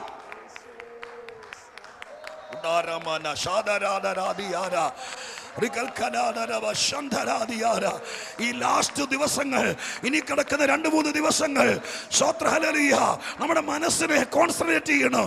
എൻ്റെ കാര്യം നടക്കുമോ എന്നുള്ള വിചാരം വിടണം. എനിക്ക് മാറ്റമുണ്ടാകണോ എന്ന ചിന്തയിലേക്ക് നമ്മളെ കൊണ്ടുവരണം. Hallelujah. Praise the Lord. Hallelujah, hallelujah. കർത്താവിൻ്റെ ആത്മാവിൽ ഇന്ന് രാത്രികാലം ചിലരെ കാഴ്ചപ്പാട് മാറ്റിയെടുക്കട്ടെ. ഒതുങ്ങിപ്പോകരുത്, അടങ്ങിയിരിക്കരുത്. ഇനിയും സാധ്യതകളുണ്ട്. പൗലോസിന്റെ വാക്ക് ഞാൻ ഒരിക്കൽ കൂടി നിങ്ങൾ സ്തോത്രം ചെയ്യുമ്പോൾ, കരമടിക്കുമ്പോൾ പറയാം, ആ ഒരു ഉദ്ദേശത്തോടു കൂടി അധികം പേരെ നേടേണ്ടതിന് സ്തോത്ര ഹല്ലേലൂയ, നീ നിന്നെ തന്നെ സ്തോത്ര ആരാക്കണമെന്ന് തീരുമാനിച്ചോ. ഹല്ലേലൂയ, സ്തോത്രം. ദേഹത്തിന്റെ അകത്തേക്ക് ഒരു ലക്ഷ്യമുണ്ടായി. നമ്മൾ കൊരിന്ത്യർ ലേഖനത്തിൽ വായിച്ച വാക്യത്തിനകത്ത് അധികം പേരെ നേടണം. അതിന് ഞാൻ എന്നെ തന്നെ എല്ലാവർക്കും ദാസൻ. നമ്മളെ മാറ്റാമെങ്കിൽ കുറെ പേരെ നേടാം. ഏറ്റവും ചുരുങ്ങിയത് ഭർത്താവിനെ മക്കളെങ്കിലും നേടാം, ഭാര്യയും മക്കളെങ്കിലും നേടാം. ഒരു അഡമന്റ് മൈൻഡിലായിരിക്കുന്നതെങ്കിൽ ഒന്നും നടക്കുകയില്ല. ഒരു മാറ്റത്തിന് നമ്മൾ തയ്യാറല്ലെങ്കിൽ ഒന്നും നേടാൻ പറ്റുകയില്ല. പ്രാർത്ഥിച്ച് പോകാമെന്നുള്ളതുള്ളൂ. പക്ഷെ ചിലത് നേടണമെന്നുണ്ടെങ്കിൽ, നേടുക എന്നുള്ളത് നമ്മളെക്കുറിച്ച് ദൈവം ആഗ്രഹിക്കുന്ന ഒരു കാര്യമാണ്. ഒന്നും നേടാതെ ചുമ്മാ ഇരുന്ന് മരവിച്ചങ്ങ് എന്നാൽ അതിന് ശിക്ഷയുണ്ട്. കർത്താവ് പറഞ്ഞൊരു ഉപമ ഓർക്കുന്നുണ്ടോ? ചിലർക്ക് താലന്തുകൾ കൊടുത്തതിന് ശേഷം തിരിച്ചു വന്നിട്ട് അവിടെ എഴുതിയിരിക്കുന്ന വാക്കിതാണ്, ഒറ്റ വാക്കാണ്. താലന്തുകൾ കൊടുത്തിട്ട് കർത്താവ് അവിടെ ഉമ്മയ്ക്കകത്ത് പറഞ്ഞിരിക്കുന്നത് എങ്ങനെയാണ്? എന്ത് നേടി എന്നറിയാൻ. ആ വാക്കോർത്തുള്ള എന്ത് നേടി എന്നറിയാൻ. അപ്പൊ നമുക്ക് ഇതൊക്കെ തന്നിട്ട് ദൈവം തമ്പുരാൻ നോക്കുന്നത് സ്തോത്രം എങ്ങനെ ജീവിച്ചു എന്നുള്ളതല്ല, എന്ത് നേടി എന്നുള്ളതാണ്. ആ ഒരു ടൈറ്റിൽ നിങ്ങൾ എഴുതി വെക്കണം ദൈവത്തിൻ്റെ സന്നിധിയിൽ. അങ്ങനെ അപ്പോൾ എന്ത് നേടണം കർത്താവേ എന്നൊരു ചോദ്യം ബൈബിളിനോട് ചോദിക്കണം. അപ്പോൾ നിങ്ങളൊരു 10 വാക്യമെങ്കിലും കിട്ടും എന്ത് നേടണം എന്നുള്ളതിനെ കുറിച്ച്. അത് റിസർച്ച് ചെയ്യണം. ബൈബിളിനകത്ത് വെറുതെ കേവലം വായിച്ചു വിടുകയല്ല, അതിനെക്കുറിച്ച് അന്വേഷിക്കണം. അപ്പോൾ നമുക്ക് ഇഷ്ടം പോലെ പറഞ്ഞാലും പഠിപ്പിച്ചാലും തീരാത്ത സബ്ജക്റ്റുകൾ കിട്ടും. ഒരായുസിൽ സ്തോത്രം നേടണം. തെസ്സലോനിക്കർക്ക് ലേഖനം തിമോത്തിക്ക് ലേഖനം എഴുതുമ്പോഴല്ലേ പറഞ്ഞത്, താൻ്റെ പാത്രത്തെ നേടിക്കൊള്ളട്ടെ. ആ വാക്യം എനിക്കിവിടെ വിശദീകരിക്കാൻ ബുദ്ധിമുട്ടുള്ള വാക്യമാണ്. Personal counselling. കാരണം അവിടെ പറഞ്ഞിരിക്കുന്നത് എന്താ? അവിടെ പറഞ്ഞിരിക്കുന്നതൊക്കെ കുടുംബജീവിതത്തോടുള്ളൊക്കെ ബന്ധത്തിലാണ് പറഞ്ഞിരിക്കുന്നത്. അങ്ങനെ പറഞ്ഞു വന്നിട്ട് പറയുകയാണ്, താൻ്റെ പാത്രത്തെ നേടിക്കൊള്ളട്ടെ സ്തോത്രം എന്ന് പറയുമ്പോൾ അതിൻ്റെ അർത്ഥം അവിടെ പറഞ്ഞ താൻ്റെ പാത്രം ആരാ? ജീവിത പങ്കാളിയെക്കുറിച്ച് എഴുതിയിരിക്കുന്ന ആ വാക്ക് കേട്ടോ. അപ്പോൾ ആ ആളെ നേടാൻ വേണ്ടിയിട്ട് നമ്മുടെ ഉത്തരവാദിത്വമാണ്. കളഞ്ഞിട്ട് വന്നു കഴിഞ്ഞാൽ ദൈവം സമ്മതിക്കുകയില്ല. അപ്പം നേടേണ്ട ഒത്തിരി കാര്യങ്ങളുണ്ട്. അതിലൊന്നാണ് ഞാൻ പറഞ്ഞത്. ഞാനത് ഇവിടെ പറയാൻ നോക്കി കഴിഞ്ഞാൽ അതിൻ്റെ എല്ലാ പോയിന്റുകളിലേക്കും വരണം. അത് പിന്നെ ഞാൻ പറയാൻ തയ്യാറാകുന്നില്ല. നിങ്ങളുടെ ശ്രദ്ധയ്ക്ക് വിട്ടുതരികയാണ്. എഴുതി വെച്ചാൽ നിങ്ങൾക്ക് എപ്പോഴെങ്കിലുമൊക്കെ നോട്ട് തയ്യാറാക്കി പഠിക്കാനുള്ളതേ ഉള്ളൂ. വിഷയാസ്പദമായിട്ട് നമ്മൾ ബൈബിൾ പഠിക്കാൻ തുടങ്ങണം. അങ്ങനെ പഠിക്കാൻ തുടങ്ങുമ്പോൾ നമുക്ക് ഇഷ്ടം പോലെ, അപ്പോൾ നമ്മൾ ബൈബിളിൻ്റെ എല്ലാ മൂലയിലും എത്തും. ഒരു പൈനിയർ സ്റ്റേജിലാണ് നമ്മൾ. ഒരു വർഷത്തേക്കുള്ള ഒരു ടൈം ടേബിൾ തയ്യാറാക്കിയിട്ട് രാവിലെ 1 അധ്യായം സങ്കീർത്തനം, 2 അധ്യായം പഴയ നിയമം, 1 അധ്യായം പുതിയ നിയമം വായിച്ച് 1 കൊല്ലം കൊണ്ട് ബൈബിൾ. അതിപ്പോൾ നമ്മൾ 25 കൊല്ലമായിട്ട് ചെയ്യുന്നുണ്ടല്ലോ. ഇനി ആ സ്റ്റൈൽ മാറ്റിയിട്ട് വിഷയാസ്പദമായിട്ട് ബൈബിൾ പഠിക്കണം. ഒരു വിഷയത്തെ ആസ്പദമാക്കിയിട്ട് അത് ബൈബിളിൽ എവിടേക്കുണ്ടോ അത് മുഴുവൻ തപ്പിയെടുക്കണം. ഇപ്പം നമ്മളൊരു കോളേജ് ലെവലിലെ പഠനമാവും. മറ്റേ തറാപറ ലെവലാണ് മറ്റേത്. നിങ്ങൾ പിണങ്ങിയാലും കുഴപ്പമില്ല. ഈ കൊല്ലവും ടൈം ടേബിൾ വെച്ചിട്ട് അടുത്ത കൊല്ലം ടൈം ടേബിൾ ഓർഡർ മേടിച്ച് വായിച്ചാലും കുഴപ്പമില്ല. പക്ഷെ നമ്മൾ ഈ രീതി പഠിക്കുമ്പോൾ നമുക്ക് വിഷയത്തിൽ പഠിക്കാൻ പറ്റും. ഇപ്പോൾ ഭയങ്കരമായ ബ്രൈറ്റ്നെസ് ആവും, ഇൻട്രസ്റ്റഡ് ആയിരിക്കും ആ പഠിത്തം. അത് പാസ്റ്റർമാർ വേണമെന്നല്ല, വിശ്വാസികളാണെങ്കിൽ അങ്ങനെ ചെയ്ത് നോക്കുമ്പോൾ നമുക്ക് ഭയങ്കര ദൈവത്തിൻ്റെ ആത്മാവ് നമ്മളെ ഹെൽപ്പ് ചെയ്യും ആ വിധത്തിൽ ചിന്തിക്കുമ്പോൾ. അപ്പോൾ ചിലരെ നേടണമെങ്കിൽ നാം നമ്മെ തന്നെ മാറ്റിയെടുക്കണം. ഞാൻ ഒന്നോടെ ആദ്യത്തെ ചോദ്യം ചോദിക്കാം. ഈ സന്ദേശത്തിൻ്റെ ടൈറ്റിലായി നാം നമ്മെ ആരാക്കി. ഞാൻ ചിലരെ ബൈബിളിൽ നിന്ന് കൊണ്ടുവരാം. 1-2 വാക്യത്തിൽ അതിൽ കൂടെ നിങ്ങൾക്കുള്ള പേഴ്സണൽ മെസ്സേജോടെ ഉണ്ടാകട്ടെ എന്ന് ഞാൻ പ്രാർത്ഥിക്കുകയും ചെയ്യാം. ദാനിയേൽ പ്രവചനത്തിലേക്ക് വരിക. ദാനിയേൽ പ്രവചനം അതിൻ്റെ 10-ാം അധ്യായത്തിൻ്റെ 11-ാമത്തെ വാക്യം വായിച്ച്. 10-ാം അധ്യായം 11-ാമത്തെ വാക്യം. ദാനിയേൽ പ്രവചനം. അവൻ എന്നോട് ഏറ്റവും പ്രിയ പുരുഷനായ ദാനിയേലേ. മതി, അത്രേ മതി. ദാനിയേൽ പ്രവചനം 10-ാം അധ്യായത്തിനകത്തൊരു പ്രാർത്ഥനയാണ്. ദാനിയേൽ പ്രവചനത്തിനകത്ത് ദാനിയേലിൻ്റെ 1, 2, 3, 4 പ്രാർത്ഥനകളുണ്ട്. ദാനിയേലാകപ്പാടെ 4 പ്രാർത്ഥനയും പ്രാർത്ഥിച്ചുള്ളതല്ല, ബൈബിളിൽ എഴുതപ്പെട്ടിരിക്കുന്ന 4 പ്രാർത്ഥനകളെ നമുക്ക് കാണാൻ കഴിയുന്നുണ്ട്. അതിലൊന്ന് 2-ാമത്തെ അധ്യായത്തിനകത്താണ്. രാജാവിൻ്റെ സ്വപ്നം നഷ്ടപ്പെട്ടപ്പോൾ രാജാവ് കോപിഷ്ഠനായി എല്ലാവരെയും കൊല്ലാൻ വേണ്ടിയിട്ടുള്ള കൽപ്പന പുറപ്പെടുവി വെച്ചിരിക്കുന്ന സമയത്ത് ദാനിയേൽ ചോദിക്കുന്നു, സ്തോത്രം, എന്തുകൊണ്ടാണ് രാജാവ് ഇത്രയും കോപിഷ്ഠനായിരിക്കുന്നത്? അപ്പോൾ അവിടെ നിന്ന് ആളുകൾ പറഞ്ഞു, രാജാവിൻ്റെ സ്വപ്നം നഷ്ടപ്പെട്ടു. ദാനിയേൽ അങ്ങോട്ട് കയറി പറയുക ചെയ്തത്, ഞങ്ങൾക്ക് സമയം താ, ഞങ്ങൾ ഈ കാര്യത്തെ കൈകാര്യം ചെയ്യാൻ, രാവിലെ ഞാൻ ഓർപ്പിച്ചതുപോലെ കൈകാര്യം ചെയ്യാനുള്ള കഴിവുണ്ടെങ്കിൽ സമയം തരാൻ പറഞ്ഞ സമയത്ത് അദ്ദേഹം പോയിരുന്ന് പ്രാർത്ഥിക്കുമ്പോൾ നഷ്ടപ്പെട്ട സ്വപ്നം ദാനിയേലിന് വെളിപ്പെട്ടു. അപ്പോൾ പ്രാർത്ഥനയുടെ സാധ്യത പറയാം. ചിലരുടെ നഷ്ടപ്പെട്ട പലതും പ്രാർത്ഥിക്കുന്നവർക്ക് വെളിപ്പെട്ട് കിട്ടും. സ്തോത്രം, ഹല്ലേലൂയ. ഞാൻ അതിൽ നിന്ന് ഇച്ചിരി കടത്തി പറയാം. കൊട്ടാരത്തിൽ വെളിപ്പെടാത്തത് ചിലപ്പോൾ ഒരു ദൈവദാസന്റെ പാഴ്സനേജിൽ വെളിപ്പെടും. അവിടെ പോയ സാധനമാണ്, പക്ഷെ അവിടെ ഇരുന്ന് പ്രാർത്ഥിച്ചാലോ അവിടെ തപ്പിയാലോ കിട്ടിയാല. അത് വെളിപ്പെടുന്ന ഒരു സ്ഥലത്ത് പ്രാർത്ഥിക്കുമ്പോൾ വെളിപ്പെടും. നമ്മുടെയൊക്കെ വീടും പാഴ്സനേജും, നിങ്ങൾക്ക് സ്വന്തമായിട്ട് ഈ പട്ടണത്തിലൊരു വീടുണ്ടെങ്കിൽ അതിനകത്തൊരു പ്രാർത്ഥനാ മുറി ഉണ്ടെങ്കിൽ അവിടെ പോയിരുന്ന് മുട്ടുകുത്തി കുറച്ചു നേരം പ്രാർത്ഥിക്കണം. ദൈവമേ സ്തോത്രം, പലരുടെയും നഷ്ടപ്പെട്ട വിഷയം ഈ പ്രാർത്ഥനാ മുറിക്കകത്ത് വെളിപ്പെടുന്ന ഒരു വീടാക്കി മാറ്റണോ ഇതിനെ. നമ്മുടെ സഭയെ, ഹോളിനെയൊക്കെ നമ്മൾ കാഴ്ചപ്പാടോടെ മൂവ് ചെയ്തെങ്കിലേ ദൈവപ്രവർത്തികൾ നടക്കുള്ളൂ. അല്ലാതെ എല്ലാവരും വീട് പണിയുമ്പോൾ ആർക്കിടെക്റ്റിനോട് പ്രത്യേകം പറയും, സ്തോത്രം, എന്താ കുറച്ചാലും കുഴപ്പമില്ല, ഞങ്ങൾക്ക് ഒരു പ്രെയർ റൂം വേണം കേട്ടോ. വിമാനത്തെ പറയുന്നത് സ്തോത്രം, എന്നതിനാ? പല വീട്ടിലും ഞാൻ കണ്ടിട്ടുണ്ട്. അതിനകത്ത് കൊണ്ടുപോയി സ്തോത്രം മറ്റേ എന്താ മനുഷ്യനാ കൊളസ്ട്രോൾ കുറയാനുള്ള സംഭവമില്ലേ, ട്രെഡ്മിൽ, അത് പ്രെയർ റൂമായിട്ടാണ് പണിതത്. ഇപ്പോൾ കൊണ്ടിട്ടിരിക്കുന്നത് അതൊക്കെയാണ്. വെറുതെ എന്തിനാ സ്തോത്രം അങ്ങനെ ഇതിന് വേണ്ടിയിട്ട്, ജാടയ്ക്ക് വേണ്ടിയിട്ട്. നമ്മൾ കല്ലിടാൻ നേരത്ത് പറയും കോൺട്രാക്ടറോട്, മറക്കരുത് മോളി പ്രെയർ റൂം വേണ്ടോട്, കടല വയ്ക്കാത്ത, ഇതെല്ലാ നേരത്തും പറയും. പക്ഷേ എന്തിനാണെന്നറിയാല്ല. പക്ഷെ അങ്ങനെ ഒരു സംഭവം ഉണ്ടെങ്കിൽ അവിടെ പോയിരുന്നിട്ട് പ്രാർത്ഥിക്കണം, കർത്താവേ പലരുടെ പലതും നഷ്ടപ്പെട്ടത് ഇവിടെ ഈ മുറിക്കകത്ത് വെളിപ്പെട്ട് വരണം. കൊട്ടാരത്തിൽ നഷ്ടപ്പെട്ടത്, ദാനിയേൽ താമസിക്കുന്നത് ഒരു പക്ഷേ അതിൽ നിന്നൊരു മെച്ചപ്പെട്ട ഒരു ഗവർണറായിരുന്നു അദ്ദേഹം. ആ പദവിയിലേക്ക് അദ്ദേഹം എത്തിയിട്ടില്ല. ആ സമയത്തൊക്കെ അദ്ദേഹം തുടങ്ങിയിട്ടല്ലേ ഉള്ളൂ. ഒരു ഹോസ്റ്റൽ സൗകര്യം എന്ന് വിചാരിച്ചാൽ മതി. എനിക്ക് അതിൽ കൂടുതൽ തോന്നുന്നില്ല. കാരണം അന്നൊക്കെ അവർ ബാലന്മാരായിരുന്നു. 1-ാം അധ്യായത്തിൽ പറയുന്നത് 22 വയസ്സുള്ള ജോലിക്കാരായെന്നല്ല, ബാലന്മാരിൽ ചിലരെയാണ് കൊട്ടാരത്തിലേക്ക് വേണ്ടിയിട്ട് മാറ്റി നിർത്തിയത്. അപ്പോൾ അത്രയൊക്കെ ഉള്ളൂ. നമ്മുടെ പിള്ളേരൊക്കെ ഇവിടുത്തെ +2 കഴിഞ്ഞിട്ട് പഠിക്കാൻ പോയ പിള്ളേർ 20 വയസ്സുകാരൻ പ്രാർത്ഥിക്കുന്ന ഒരു ഹോസ്റ്റൽ പോലത്തെ സെറ്റപ്പ്, അത്രയും വിചാരിച്ചാൽ മതി. അവിടെ കൊണ്ടുവച്ച് പ്രാർത്ഥിക്കുമ്പോൾ സ്വർഗസ്ഥനായ ദൈവം കൊട്ടാരത്തിൽ വെളിപ്പെടാത്തത്, ശകുനവാദികൾക്ക് വെളിപ്പെടാത്തത് നമ്മുടെ പിള്ളേരുടെ ഹോസ്റ്റൽ റൂമിൽ വെളിപ്പെട്ടെന്ന് പറഞ്ഞാൽ അവരെ ഉള്ളപ്പോൾ അത് പറയണമായിരുന്നു. അവരില്ലാതെ പോയല്ലോ. നിങ്ങൾ എന്ന് പറയണം സ്തോത്രം അവരോട്. നമുക്ക് വേണമെങ്കിൽ ഹോസ്റ്റൽ റൂമിനകത്ത് എന്ത് വാക്കാം, അതിനകത്ത് നിനക്ക് വേണമെങ്കിൽ എന്ത് പരിപാടി നടത്താം, ആരും അറിയല്ല. പക്ഷേ ഞാൻ നിന്നോട് പറഞ്ഞ സീരിയസ് ആയിട്ടൊരു അപ്പനോ അമ്മയോ പറഞ്ഞു വിട്ടോ നമ്മുടെ പിള്ളേരൊക്കെ അനുസരിക്കും കേട്ടോ. നമുക്ക് സീരിയസ് ഇല്ലാത്തതാണ് ഈ പ്രശ്നം മുഴുവൻ. ഞാൻ മനസ്സിലാക്കിയൊരു നിരൂപണമാണ്. നമ്മൾ കൊച്ചു എൻ്റെ പിള്ളേരോട് ഗൗരവത്തോടെ പറഞ്ഞാൽ, വീട്ടിൽ വരുമോ പറയുകയോ ചെയ്യാതിരിക്കണോ ഞാൻ പറയാം. എൻ്റെ സാധാരണ വീട്ടിലെ അമ്മമാർ, എൻ്റെ വൈഫ് തന്നെയല്ല, അവർ ചുമ്മാ കിടന്നുകൊണ്ട് അങ്ങ് ഈ പിള്ളേരോട് അങ്ങ് ഇറിറ്റേറ്റഡ് ഉണ്ടാക്കും.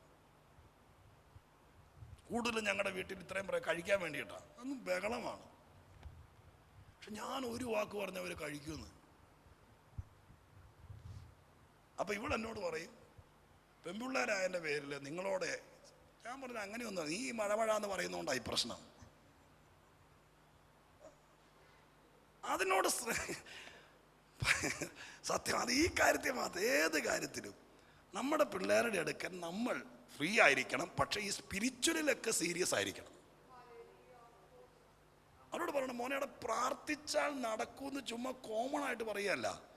ഡാഡി പ്രാർത്ഥിച്ച് നടന്നിട്ടുണ്ടാ, നീ അല്ലെങ്കിൽ വിളിച്ച് കൂടെ ഇരുത്തി അവരെ ഒന്ന് പരിശീലിപ്പിക്കണം. ഒരൊറ്റ കേസിൽ മഹാദൈവം നടക്കില്ലെന്ന് പറഞ്ഞ കേസ് അപ്പൻ്റെ അമ്മയുടെ നടുക്കിരുത്തി പ്രാർത്ഥിച്ച് അടുത്ത 2 ദിവസം കഴിയുമ്പോൾ മറുപടി വന്നാൽ ആ കൊച്ചൻ്റെ ജീവിതത്തിൽ നിന്നത് മറക്കുകയില്ല അവൻ. പിന്നെ അവൻ എവിടെ പോയാലും പറയും, വേറെ ആരോടും പറയണ്ട, ഡാഡി പ്രാർത്ഥിച്ചാൽ മതി. ആ സീരിയസിലേക്ക് നമ്മൾ എത്തിക്കണം. അതിനുവരെ നമ്മൾ പ്രാർത്ഥിക്കത്തില്ല, നമ്മൾ അവരെയും കൊണ്ട് സ്തോത്രം വേറെ വല്ലയിടത്തും കൊണ്ടുപോയി വേറെ വല്ലവർക്കും അതിൻ്റെ സംഭവം. പണ്ട് ദെബോര പറഞ്ഞൊരു വാക്കുണ്ടോ, ബാലാക്കല്ല അദ്ദേഹത്തിൻ്റെ ബാല, അദ്ദേഹത്തോട് ആണ് യുദ്ധം. ഇപ്പം പുള്ളിക്കാരൻ പറഞ്ഞു, ഈ അമ്മാമ്മയും കൂടി വരുവാണെങ്കിൽ ഞാൻ വരാം. വേദോത്സവം വായിച്ചുള്ളവർക്ക് പിടികിട്ടു. പറഞ്ഞു, ഞാൻ സംഭവമൊക്കെ ശരിയാണ്, ഞാൻ ഒറ്റയ്ക്ക്. അപ്പം ആ അമ്മാമ്മ എന്താ പറഞ്ഞെന്നറിയാമോ, ഞാൻ വരാം, പക്ഷെ ഒരു കുഴപ്പമുണ്ട്, നിനക്ക് വരേണ്ട മഹത്വമല്ല എനിക്കായി പോകും. സത്യത്തിൽ അപ്പം പ്രാർത്ഥിച്ചാൽ കിട്ടാനുള്ളതുള്ളൂ, പക്ഷെ അപ്പം പ്രാർത്ഥിക്കുകയല്ല, അപ്പം തിരുവല്ല പ്രവാചകന്റെ അടുക്കിലേക്ക് വിടും. അപ്പോൾ കൊച്ചൻ്റെ ഉള്ളിൽ അപ്പനേക്കാൾ വിശ്വാസം പ്രവാചകനെയാണ്. അപ്പം പ്രാർത്ഥിച്ചാൽ നടക്കുകയല്ലോ. അതിനെ തിരിച്ചു പിടിച്ചിട്ട് നമ്മൾ പ്രാർത്ഥിക്കണം. നമ്മുടെ കയ്യിൽ കൃപയില്ലേ? നമ്മുടെ വീട് പ്രാർത്ഥിച്ചാൽ മറുപടി വരുന്ന വീടാക്കി മാറ്റണം. അതിനൊറ്റക്കിരുന്ന് പ്രാർത്ഥിച്ച് അതിനകത്ത് ദൈവം തന്ന മനോഹരമായിരിക്കുന്ന വീടിനകത്ത് സ്തോത്രം, കാശുണ്ടെങ്കിൽ ഫർണിച്ചർ മേടിച്ചിടാം, കുറച്ചുകൂടെ ഒരു ആർട്ടിഫിഷ്യൽ മനസ്സുണ്ടെങ്കിൽ മോഡേൺ കുറെ കാര്യങ്ങൾ മേടിച്ചിടാം. പക്ഷേ വിശുദ്ധന്റെ വീടിനകത്ത് നഷ്ടപ്പെട്ട സ്വപ്നങ്ങളെ തിരിച്ചു കൊണ്ടുവരാൻ വേണ്ടി ദൈവാത്മാവിൽ പ്രാർത്ഥിച്ചതിനെ അങ്ങനെ ആക്കണം. ദാനിയേല് സമയം പോകുന്നു, പ്രാർത്ഥിച്ച് മറുപടി കൊണ്ടുവന്നു. ഇനി ഞാൻ പ്രാർത്ഥന വിടാം. 6-ാമത്തെ അധ്യായത്തിനകത്താണ് അദ്ദേഹത്തിന് റെഗുലർ പ്രാർത്ഥന. 9-ാമത്തെ അധ്യായത്തിനകത്താണ് അദ്ദേഹം സ്തോത്രം യെരൂശലേമിൻ്റെ ശൂന്യാവസ്ഥ തീരുമെന്നറിഞ്ഞപ്പോൾ കുറച്ച് ദിവസം ഇരുന്ന് പ്രാർത്ഥിച്ചത്. 10-ാമത്തെ അധ്യായത്തിനകത്താണ് എന്തോ വലിയ കഷ്ടം വരാൻ പോകുന്നതെന്ന് അറിഞ്ഞപ്പോൾ 3 ആഴ്ച പ്രാർത്ഥിക്കുന്നത്. അപ്പോൾ ആ 3 ആഴ്ച പ്രാർത്ഥിക്കുന്ന സമയത്ത്, അങ്ങനെ ഇരിക്കുന്ന സമയത്ത് നമ്മുടെ വിഷയം മറ്റൊന്നുമല്ല, നാം നമ്മെ ആരാക്കി. ഇത്രയും ചിന്തിച്ചാൽ മതി ഇന്നത്തെ രാത്രിക്കാലം. അപ്പം അങ്ങനെ വന്ന സമയത്ത് സ്വർഗത്തിൽ നിന്ന് ഇറങ്ങി വരികയാണ്. ഇറങ്ങി വന്നയാൾ ദൂതനല്ല, സ്തോത്രം. ഇറങ്ങി വന്നയാൾ ഞാൻ താഴത്തെ ചർച്ചിൽ പ്രസംഗിച്ചിട്ടുള്ളതാണെന്ന് തോന്നുന്നു. അപ്പോൾ അവിടെ ആ 10-ാം അധ്യായത്തിൽ ഇറങ്ങി വന്നിരിക്കുന്നത് ദൂതനല്ല. കാരണം ദൂതനാണെങ്കിൽ ദാനിയേൽ അത്രയും കുഴഞ്ഞ് വീഴുകയല്ല. ദൂതനൊക്കെ എപ്പോഴും അവിടെ വന്നുകൊണ്ടിരുന്നതാണ്. അവിടെ വന്നിരിക്കുന്ന സ്വർഗത്തിൽ നിന്ന് വന്നിരിക്കുന്നത് കർത്താവാണ്. കാരണം എന്താ, അവിടെ വന്നിരിക്കുന്ന ആളുടെ യൂണിഫോം നോക്കിയാൽ അറിയാം, പത്മോസിൽ ഇറങ്ങി വന്നത് ആരാണോ അതേ യൂണിഫോമിലാണ് 10-ാം അധ്യായത്തിൽ വന്നിരിക്കുന്നത്. അവൻ്റെ മുമ്പിൽ പിടിച്ചു നിൽക്കാതെ താഴെ വീണു, പിന്നെ അവൻ തൊട്ടെഴുന്നേപ്പിച്ചു. അപ്പൊ സ്വർഗത്തിൽ നിന്ന് ഇറങ്ങി വന്നയാള് ദാനിയേലിനെ വിളിച്ച വിളിയാണ് 10-11 എഴുതിയിരിക്കുന്നത്. എന്തെന്നാ വിളിച്ചത്? ഏറ്റവും പ്രിയ പുരുഷൻ. ഏറ്റവും പ്രിയ പുരുഷൻ. അപ്പൊ വിളിച്ച് ദാനിയേലെ എന്ന് വിളിക്കായിരുന്നു, പക്ഷെ അങ്ങനെ വിളിച്ചില്ല. ഒന്നിലധികം പ്രാവശ്യം സ്വർഗത്തിൽ നിന്ന് ആരെങ്കിലും വന്നാൽ ദാനിയേലിനെ വിളിക്കുന്നത് ദാനിയേലെ എന്നല്ല, പിന്നെ ഏറ്റവും പ്രിയ പുരുഷൻ. ആർക്ക് ഏറ്റവും പ്രിയൻ? ദൈവത്തിന് ഏറ്റവും പ്രിയൻ. അതൊരു പെറ്റ് നെയിം പോലെ കിടക്കുക, ഏറ്റവും പ്രിയൻ. ഇനി ഞാൻ നിങ്ങളോട് പറയാം, ദാനിയേലിനെ ദാനിയേൽ എന്ന് പേരിട്ടത് അപ്പനും അമ്മയും കൂടിയാ. യെരൂശലേം എന്ന് പോലും നിനക്കൊമ്പ യഹൂദ കുടുംബത്തിൽ ജനിച്ച കൊച്ചിന് അർത്ഥപൂർണമായിരിക്കുന്ന ഒരു പേരാണ് ഇട്ടത്, ദാനിയേൽ. പക്ഷെ ബാബിലോണിൽ ചെന്നപ്പോൾ രാജാവ് ദാനിയേലിന്റെ പേര് മാറ്റി. 10-1 നോക്കി എന്താ എഴുതിയിരിക്കുന്നത്? പാർസി രാജാവായ കോരശിന്റെ 3-ാം ആണ്ടിൽ ബേൽഷസർ എന്ന് പേരുള്ള ദാനിയേലിന് ഒരു കാര്യം വെളിപ്പെട്ടു. ബേൽഷസർ, ദാനിയേൽ എന്ന് പറയുന്നത് ഏൽ എന്ന വാക്ക് നമ്മുടെ ദൈവത്തിന്റെ പേരിനോട് ബന്ധപ്പെട്ടതാണ്. ബേൽ എന്നത് ബാബിലോണിലെ ദൈവമായിരിക്കുന്ന ബാലിനോട് ബന്ധപ്പെട്ടാണ്. അപ്പൊ അവിടെ ചെന്ന് ജോലി കൊടുത്തപ്പോൾ, അവിടെ ചെന്ന് കൊട്ടാരത്തിലെ ആളാക്കിയപ്പോൾ രാജാവ് പേര് മാറ്റിയിട്ട് ബേൽഷസർ എന്നാക്കി. ബാലിന്റെ, ബേലിന്റെ അടിമയായോ ദാസനായോ അങ്ങനെ ഒരു പേര് കൊടുത്തു. ID കാർഡിനകത്തൊക്കെ വിദേശ രാജ്യത്തൊക്കെ ചെല്ലുമ്പോൾ, സൗദി അറേബ്യയിലെ മറ്റു രാജ്യത്തൊക്കെ ആണെങ്കിൽ അവരുടെയൊക്കെ എന്താ പറയുക, അതിന് കാർഡ് കാണാം, അല്ലെ, ID കാർഡ്, അതിൻ്റെ പത്താക്കാന്ന് എന്താ പറയുന്ന സംഭവം കാണും. അതിനകത്തെല്ലാം അടിച്ചിരിക്കുന്നത് ബേൽഷസറാണ്. ഇപ്പോഴത്തെ പിള്ളേരെ പോലെ ചുമ്മാ സ്തോത്രം കഴുത്തിൽ ടാഗിട്ട് ID കാർഡ്, അതിനകത്ത് അടിച്ചിരിക്കുന്നത് ദാനിയേലല്ല, ബേൽഷസർ. കാരണം സർക്കാരിൻ്റെ റെക്കോർഡിനകത്തെല്ലാം അങ്ങനെയാണ്. പക്ഷെ ഒരിക്കൽ പോലും ദാനിയേലിൻ്റെ അകത്ത് ആ പേര് കയറിയിട്ടില്ല. അതിൻ്റെ തെളിവോടെന്നറിയാമോ? പുറകിൽ 9-ാമത്തെ അധ്യായത്തിനകത്ത് നോക്കി, 9-ാം അധ്യായത്തിൽ 2-ാം വാക്യം, അവന്റെ വാഴ്ചയുടെ 1-ാം ആണ്ടിൽ തന്നെ ദാനിയേൽ എന്ന ഞാൻ, ദാനിയേലിനെ ഇൻട്രൊഡ്യൂസ് ചെയ്യുമ്പോൾ എന്താ പറയുന്നത്? ബേൽഷസർ എന്ന് ഇവിടെ മോളിൽ പറഞ്ഞിരിക്കുന്നത് 10-ാം അധ്യായത്തിൽ പേരുള്ള ദാനിയേൽ എന്ന് എഴുതിയിരിക്കുന്നത്. പക്ഷെ അങ്ങനെ പോലും പറയുന്നില്ല. അയാൾ തെറ്റുപറ്റിയിട്ടില്ലെന്നുള്ള ഉറപ്പിന് വേണ്ടി പറയുകയാണ് ദാനിയേൽ എന്ന ഞാൻ. എന്ന് പറഞ്ഞ അർത്ഥം എന്താ? രാജാവ് എനിക്ക് എന്നാ പേരിട്ടാലും, ഈ നാട്ടിലെ ID കാർഡിനകത്ത് എന്നെ എഴുതി വെച്ചാലും, എനിക്ക് ഉറപ്പുണ്ട് ഞാൻ ബേൽഷസർ അല്ല, ഞാൻ ദാനിയേലാണ്.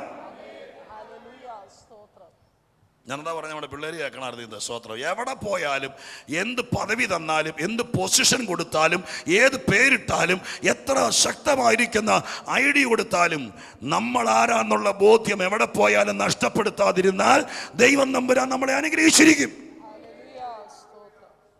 സ്തോത്രം, ഹല്ലേലൂയ. ഓക്കെ, വീട്ടുകാരവനെ ദാനിയേലാക്കി. അതിൻ്റെ അർത്ഥം എന്തു ആയിക്കോട്ടെ.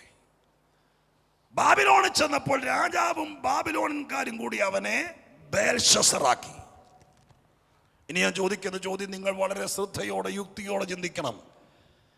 ദാനിയേലിനെ ദൈവത്തിന് ഏറ്റവും പ്രിയനാക്കിയത് ആരാണ്? സൺഡേ സ്കൂൾ അധ്യാപനാണോ? അധ്യാപനം നോക്കിയാൽ നടക്കുമോ? പണി നോക്കി നടക്കുമോ? പാസ്റ്ററാണോ? 3 കൊല്ലം 4 കൊല്ലം കുടുംബം മാറി മാറി പോകുന്ന പാസ്റ്റേഴ്സ് സ്വതന്ത്രം, അവർക്ക് പരിമിതിയുള്ളതൊക്കെ. ഞാനൊരു സഭയിൽ 25 കൊല്ലമായിട്ട് പാസ്റ്ററായിട്ടിരിക്കുക. ഞാൻ ചെന്നപ്പോൾ അമ്മയെ പ്രസവിക്കാൻ വേണ്ടി പ്രാർത്ഥിച്ച് വിട്ട് പോയി. പ്രസവം കഴിഞ്ഞ് വളർന്ന് ഇപ്പോൾ ഈ ആഴ്ച കല്യാണം നടക്കാൻ പോവുക. അത്രയായി. 25 കൊല്ലം ഞാനൊരു അപ്പനെ പോലെ നോക്കിയാലും, ഞാൻ നോക്കിയാൽ എൻ്റെ സഭയിൽ ആരും എനിക്ക് പ്രിയനാക്കാൻ നമ്മൾ പണി കഴിക്കും, പക്ഷെ ദൈവത്തിന് പ്രിയനാകില്ല. അത് അവനോ നോക്കിയാലേ നടക്കുള്ളൂ. ഇപ്പോൾ ഒരായുസ് കൊണ്ട് പലരും പലതാക്കാൻ നോക്കിയെങ്കിലും നമുക്ക് പഴിചാരം വേണമെങ്കിൽ ദാനിയേലിന് പറയായിരുന്നു, എൻ്റെ ഒരു കാര്യം നടക്കാതെ എന്താ, ഞാൻ ഈ രാജ്യത്ത് വന്ന് എന്നെ എല്ലാവരും കൂടി ബേൽഷസറാക്കിയില്ലേ, പിന്നെ എങ്ങനെ നടക്കുന്നേ എന്ന് ചോദിച്ച് വളരെ വിദഗ്ധമായ രീതിയിൽ നമ്മൾ മലയാളികൾ ഉണ്ടയിടുന്ന പോലെ ഉണ്ടയിട്ട് പോകാമായിരുന്നു. എല്ലാവരും കൂടി അങ്ങനെ ആക്കിയില്ലേ, അമ്മയും കൂടി സപ്പോർട്ട് ചെയ്യുവാൻ. ഞാൻ നിങ്ങളൊരു ലാസ്റ്റ് എന്നെ രാഗി വിടരുത്, കാരണം എന്ന് പറയാം എൻ്റെ കൊച്ചിനെ എല്ലാവരും കൂടി ഇങ്ങനെ ആക്കിയില്ലേ പിന്നെ എന്ന് ചോദിക്കാം. അങ്ങനെ അങ്ങനെ ആരാക്കിയാലും നിനക്ക് നിന്നെ ആരാക്കാം, അത് നമ്മുടെ മൈൻഡിൽ കയറണം. സ്തോത്രം. ഒരായുസ് കൊണ്ട് നമുക്ക് നമ്മെ ആരാക്കാൻ പറ്റുമോ? ഒരു ദിവസം കൊണ്ട് പറ്റിയെന്നിരിക്കുകയല്ല. വേണമെങ്കിൽ ഞാൻ വീണ്ടും പറയാം, 3 കൊല്ലം ഒരു ബൈബിൾ കോളേജിൽ പോയി പഠിച്ചു കഴിഞ്ഞാൽ അവിടെ നിന്ന് ഇറങ്ങുമ്പോൾ ഗ്രാജുവേറ്റ് ആവും.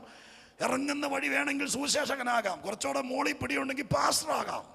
അതൊക്കെ ഇവിടുത്തെ പരിപാടികളാണ്. പക്ഷെ ഇതുകൊണ്ടൊന്നും കാര്യം നടക്കുകയല്ല. ഏറ്റവും പ്രിയനാകണമെങ്കിൽ പണം മുടക്കിയാൽ പറ്റിയല്ല, ID കാർഡ് കൊണ്ട് പറ്റിയല്ല, ഇനി 2 കൊല്ലം ഒരു കോഴ്സ് പഠിച്ചാലും ഒക്കെയല്ല. ജീവിതം കൊണ്ട് മാത്രമേ, ദൈവമായിട്ടുള്ള അടുപ്പം കൊണ്ട് മാത്രമേ ആ പ്രിയനാക്കാൻ പറ്റുള്ളൂ. ഹല്ലേലൂയ.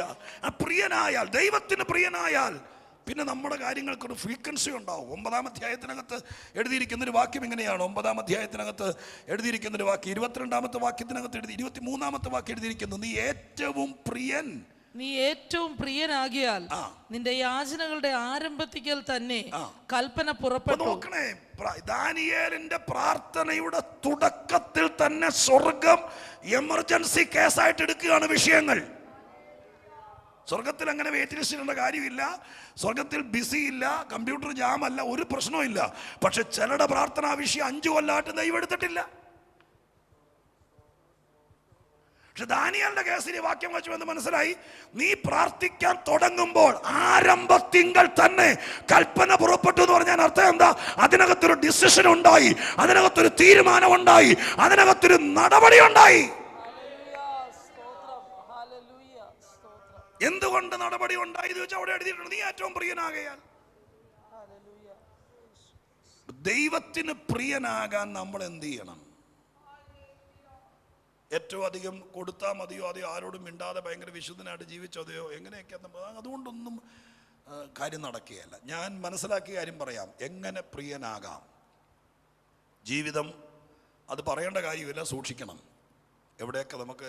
പക്ഷേ ഏറ്റവും അധികം ദൈവത്തിന് പ്രിയനാകാൻ ഈ പുസ്തകം ഞാൻ പല പ്രാവശ്യം, ഞാൻ പറഞ്ഞല്ലോ, എൻ്റെ അന്വേഷണത്തെ അരിച്ചു പറക്കി എങ്ങനെ ഇദ്ദേഹം ദൈവത്തിന് പ്രിയനായി. ഞാൻ ഒരു കാലഘട്ടം വരെ എൻ്റെ മനസ്സിൽ ഞാൻ ഇങ്ങനെ ആശ്വസിച്ചിരുന്നു. അവിടെ ചെന്നപ്പോൾ 1-ാമത്തെ അധ്യായത്തിനകത്ത് അവർ സ്തോത്രം 2-4 പിള്ളേർ അവിടെ ചെന്നപ്പോൾ പറഞ്ഞില്ലേ, മേൽസർ എന്ന് പറയുന്ന ഒരു ഷണ്ണനാണ് ഇവരുടെ മേൽനോട്ടം വഹിച്ചത്. അപ്പോൾ അദ്ദേഹത്തോട് പറഞ്ഞു, ദയവായിട്ട് ഞങ്ങൾ പറയുന്നത് കേൾക്കണം, ഞങ്ങൾ രാജാവിൻ്റെ രാജാവിൻ്റെ ഭക്ഷണമോ രാജാവിൻ്റെ പാനീയങ്ങളൊന്നും കുടിക്കുകയില്ല. അപ്പോൾ അയാൾ പറഞ്ഞു, ഇല്ലില്ല, നിങ്ങളെ എന്നെ ഏൽപ്പിച്ചിരിക്കുകയാണ്, എന്തെങ്കിലും കാരണവശാൽ നിങ്ങൾക്ക് ക്ഷീണം വന്നാൽ നിങ്ങളുടെ വെയിറ്റ് നോക്കുമ്പോൾ കുറഞ്ഞു പോയി കഴിഞ്ഞാൽ പിന്നെ എനിക്ക് പ്രശ്നമാവും, കഴിച്ചേ പറ്റൂ. അപ്പോൾ അവർ ചലഞ്ചായിട്ട് പറഞ്ഞു, ഇല്ല, 10 ദിവസത്തേക്ക് ഞങ്ങളെ നോക്ക്, 10 ദിവസം നിങ്ങളീ തരുന്ന ആഹാരമൊന്നും വേണ്ട, ഞങ്ങളുടേതായിട്ട് ഞങ്ങൾ തന്നെ വെച്ച് കഴിച്ചോളാം എന്ന് പറഞ്ഞ് അങ്ങനെ കഴിച്ചു.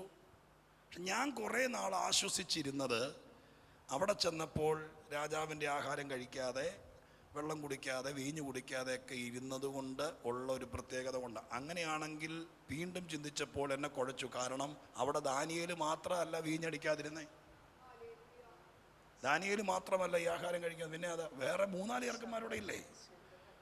പക്ഷെ അവരെ ആരെ ഏറ്റവും പ്രിയ പുരുഷാന്ന് വിളിച്ചില്ലല്ലോ. ഈ പുസ്തകത്തിനകത്ത് ഒരു പ്രിയ പുരുഷനേ ഉള്ളൂ.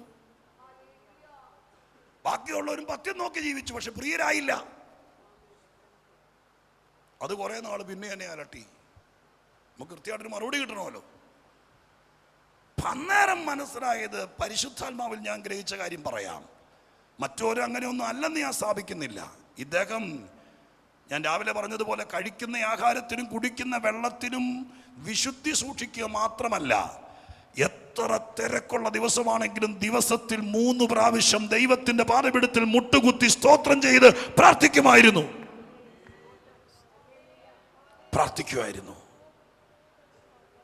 അപ്പോൾ ഒരു മനുഷ്യനെ ദൈവത്തിന് പ്രിയനാക്കുന്നത്, നമ്മളെല്ലാ ദിവസവും തിരുവനന്തപുരം പട്ടണത്തിൽ 3 സ്ഥലത്ത് പോയി പരസ്യോഗം നടത്തുന്നത് ദൈവത്തിന് ഇഷ്ടമാണ്, പക്ഷെ പ്രിയനാക്കുമെന്ന് എനിക്ക് തോന്നുന്നില്ല. അത്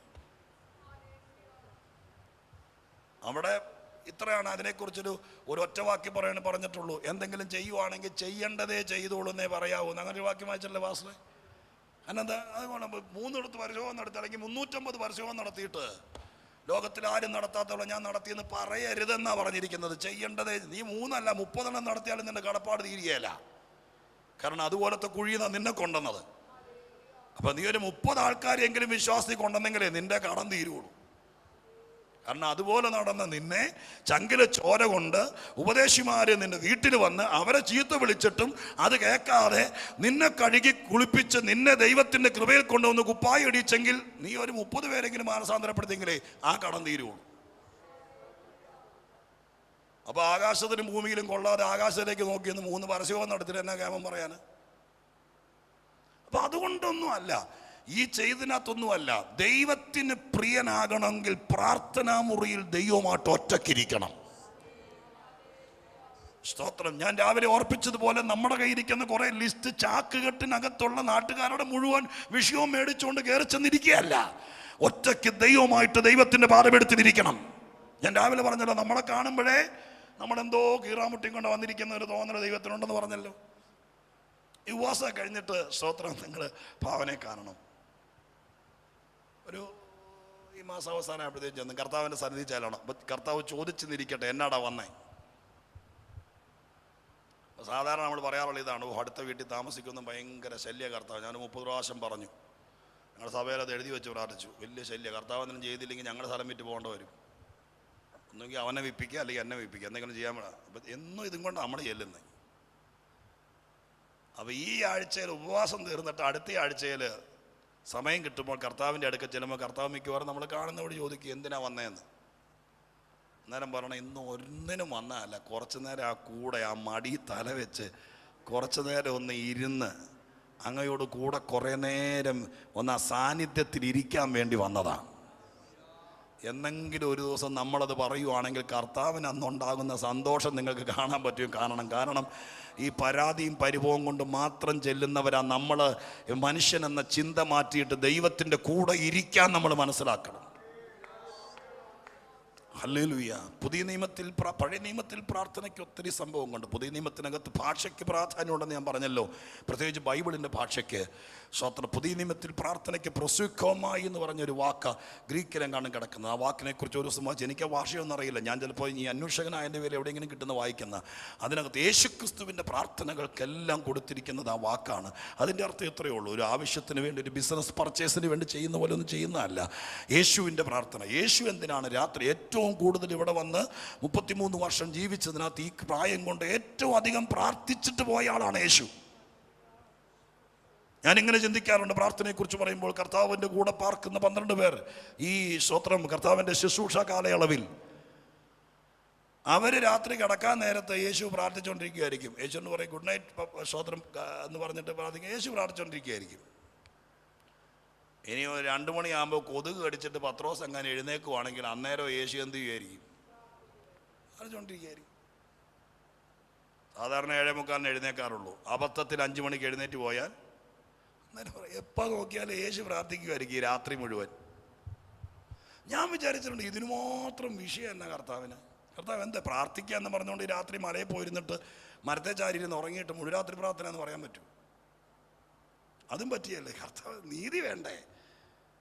നമ്മൾ രാത്രി മുഴുവൻ മുഴുരാത്രി പ്രാർത്ഥന വയ്ക്കും. ഒരു 12 മണി വരെ ഇരിക്കും, പിന്നെ തൂണച്ചാരിന്ന് ഉറങ്ങും. 5 മണിക്ക് ബണ്ണ് നിന്നിട്ട് കൂട്ടി പോകും. മുഴുരാത്രി പ്രാർത്ഥന എന്ന് പറയും. അതുകൊണ്ട് പ്രാർത്ഥന ആവില്ല, നടക്കുന്ന കാര്യം ഇവിടെ. പക്ഷേ യേശുക്രിസ്തു തോട്ടത്തിൽ പോയിരുന്ന പ്രാർത്ഥിക്കുക എന്ന് പറഞ്ഞാൽ എന്തെങ്കിലുമൊക്കെ ദൈവത്തോട് പങ്കുവെക്കണ്ടേ? എന്തായിരിക്കും യേശു പറഞ്ഞു? പ്രത്യേകിച്ച് കർത്താവിന് പിള്ളേർക്ക് ഫീസ് കൊടുക്കണ്ട, അഡ്മിഷൻ എടുക്കണ്ട, മിഷൻ ഫീൽഡിലേക്ക് പണം അയച്ചു കൊടുക്കണ്ട, ഒന്നും വേണ്ട. പിന്നെ എന്ത് ഇത്ര ആവശ്യം? യേശുവിൻ്റെ പ്രാർത്ഥനകൾ മുഴുവൻ പിതാവുമായിട്ട് അകന്നിരിക്കാൻ പറ്റാത്തൊരു ബന്ധമായിരുന്നു കർത്താവിൻ്റെ. പക്ഷെ ആ അകൽച്ചയുടെ ഫീലിംഗ് മുഴുവൻ മാറ്റിക്കൊണ്ടിരുന്നത് ഈ പ്രാർത്ഥനയ്ക്കകത്ത് പിതാവും പുത്രനും കൂടി ഒരുമിച്ചിരുന്ന് ആ സാന്നിധ്യം, അപ്പൻ്റെ സാമീപ്യം കിട്ടുന്നത് മുഴുവൻ ഈ പ്രാർത്ഥനയ്ക്കകത്തായിരുന്നു. ആ പ്രാർത്ഥനയാണ് വാസ്തവത്തിൽ സ്തോത്രം ദൈവസന്നിധിയിൽ മനുഷ്യത്വത്തിൽ കർത്താവിനെ ഇത്രയും കരുത്തനാക്കിയത്. ദാനിയേലിനെ ദൈവത്തിന് ഏറ്റവും പ്രിയനാക്കിയത്, സ്തോത്രം ഏറ്റവും പ്രിയനാക്കിയത് ഈ പ്രാർത്ഥനകളാണ്. ദിവസേന 3 നേരം മുട്ടുകുത്തി ദൈവത്തോട് പ്രാർത്ഥിക്കുന്ന ഒരു മനുഷ്യൻ തിരുവനന്തപുരം ജില്ലയിലുണ്ടെങ്കിൽ, ഞാൻ ആദ്യം പറഞ്ഞതുപോലെ കുറേ വിഷയങ്ങൾ പിള്ളേർ പ്രശ്നത്തിലായതിൻ്റെ പേരിൽ പ്രാർത്ഥിക്കാതിരിക്കാൻ നിവൃത്തിയില്ല. അങ്ങനെ കരയുന്നവരല്ല. വിഷയം ഉണ്ടെങ്കിലും ഇല്ലെങ്കിലും, തിരക്കുണ്ടെങ്കിലും ഗസ്റ്റ് ഉണ്ടെങ്കിലും ഇല്ലെങ്കിലും, ഇതിന് പ്രയോറിറ്റി കൊടുത്താൽ, പ്രാർത്ഥനയ്ക്ക് മുൻതൂക്കം കൊടുത്താൽ, അങ്ങനെ പ്രാർത്ഥിക്കുന്ന ഒരാളുണ്ടെങ്കിൽ ഒരുപക്ഷെ മറ്റുള്ളവർക്ക് വെറുപ്പായേക്കാം, പക്ഷെ ദൈവത്തിന് പ്രിയനാകും.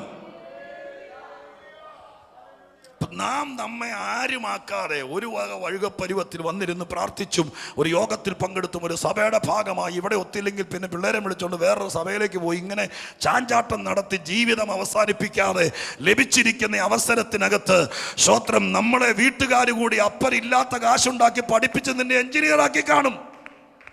നിനക്ക് ഇത് പഠിച്ചത് സത്യമാണ്. ഇൻവെസ്റ്റ്മെന്റ് ഇവിടെ നിന്റെ അപ്പൻ്റെ ആയിരുന്നു.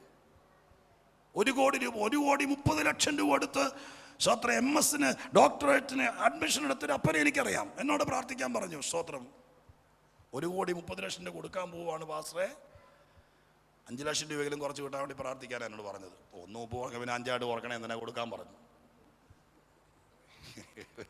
അതിൽ കൂടെ കൊടുത്തിട്ട് 1,30,00,000 രൂപ കൊടുത്തതിന് ഡോക്ടറാക്കാൻ നിന്റെ അപ്പൻ ഇൻവെസ്റ്റ് ചെയ്തു.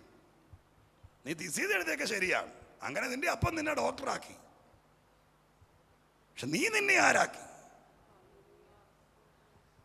ദൈവത്തിന്റെ സന്നിധിയിൽ ഒരായുസ് കിട്ടിയിട്ട് ആരുമാക്കാതെ ചുമ്മാ ഒരു പെന്തിക്കോസുകാരനായി ഇവിടെ മണ്ണിനടി പോകരുത്. ദൈവത്തിന്റെ സന്നിധാനത്തിൽ പ്രാർത്ഥിച്ച് പ്രാർത്ഥിച്ച് ദൈവത്തിന് പ്രിയനാകണം. അങ്ങനെ പ്രിയനായാൽ ഞാൻ നിങ്ങളോട് പറയാം, ദൈവം എത്രയും പെട്ടെന്ന് നമുക്ക് വില കൊടുക്കേണ്ടി വരും, ടൈം സ്പെൻഡ് ചെയ്യേണ്ടി വരും. ജീവിതം കൊണ്ട് ദൈവത്തിന്റെ പാതപ്പെടുത്തൽ. ആരോ നിന്നെ ആരോ ആക്കി, എല്ലാവരും കൂടി നിന്നെ ഉപദേശിയാക്കി, എല്ലാവരും കൂടി നിന്നെ സെക്രട്ടറി ആക്കി, എല്ലാവരും കൂടി നിന്നെ പാസ്റ്ററാക്കി, അതിനകത്ത് പെട്ടുപോകരുത്. നമുക്കൊരവസരം കിട്ടി, ഇനി അതിനകത്തങ്ങ് ശോഭിക്കണം, അതിനകത്തങ്ങ് തിളങ്ങണം. അതിനെന്തൊക്കെ വേണോ അത് മുഴുവൻ ദൈവത്തിന്റെ പാതപ്പെടുത്തൽ ചെയ്തിരിക്കണം. മറ്റൊരു വാക്യം ഞാൻ നിങ്ങളെ കാണിക്കാം. യാക്കോബിന്റെ ലേഖനത്തിലേക്ക് 2-ാം അധ്യായം 23 വാക്യം. നമുക്ക് ആരെങ്കിലും ആകാൻ പറ്റുമെന്ന് നോക്കാം ഈ സന്ദേശം കൊണ്ട്. യാക്കോബിന്റെ ലേഖനം 2-ാമത്തെ അധ്യായം അതിന്റെ 23-ാമത്തെ വാക്യത്തിനകത്ത് എഴുതിയിരിക്കുന്നത്, അബ്രഹാം ദൈവത്തെ വിശ്വസിക്കുകയും അത് അവന് നീതിയായി കണക്കിടുകയും ചെയ്തു എന്നുള്ള തിരുവെഴുത്ത് നിവൃത്തിയായി അവൻ ദൈവത്തിന്റെ സ്നേഹിതൻ എന്ന് പേർ പ്രാപിച്ചു. കേട്ടോ, സ്തോത്രം. അവിടെ എഴുതിയിരിക്കുന്ന വാക്ക് ആ നീതിയായി കണക്കിടുക. ലാസ്റ്റ് കൊണ്ടുവന്ന വാക്യം നിർത്തുന്നത് എങ്ങനെയാണ്? അവൻ ദൈവത്തിന്റെ സ്നേഹിതൻ എന്ന് പേര് പ്രാപിച്ചു. പ്രാപിച്ചു എന്നുള്ള വാക്ക് വരുമ്പോൾ വിഷയം മാറും. പ്രാപിക്കുക എന്നുള്ള വാക്ക് ബൈബിളിൽ പ്രത്യേക ഒരു ഫ്രേസാണ്, ഒരു പ്രത്യേക പ്രയോഗമാണ്. പ്രത്യേകിച്ച് പുതിയ നിയമത്തിൽ. പഴയ നിയമത്തിൽ വളരെ വിരളമായ ഭാഗത്താണ് അതുള്ളത്. പുതിയ നിയമത്തിനകത്ത് വളരെ സീരിയസ് ആയി ഏറ്റവും പ്രധാനപ്പെട്ട ഒരു പ്രയോഗമാണ് പ്രാപിക്കുക. പ്രാപിക്കുക എന്ന് പറയുന്നതിൻ്റെ കംപ്ലീറ്റ് ഉത്തരവാദിത്വം നമുക്കുള്ളതാണ്. നമ്മളാണ് പ്രാപിക്കേണ്ടത്. ഒരു പുതിയ നിയമത്തിൻ്റെ എല്ലാ അനുഗ്രഹങ്ങളും എല്ലാ കാര്യങ്ങളും എന്തുണ്ടെങ്കിലും അത് അവനവൻ പ്രാപിച്ചെടുക്കേണ്ടതാണ്. എരിഹോവിൽ നിന്ന കുരുടൻ്റെ അടുക്കൽ യേശു വന്ന് നിന്നു. യേശു അവൻ കിടന്ന് നിറവുണ്ടാക്കി ബഹളം ഉണ്ടാക്കി.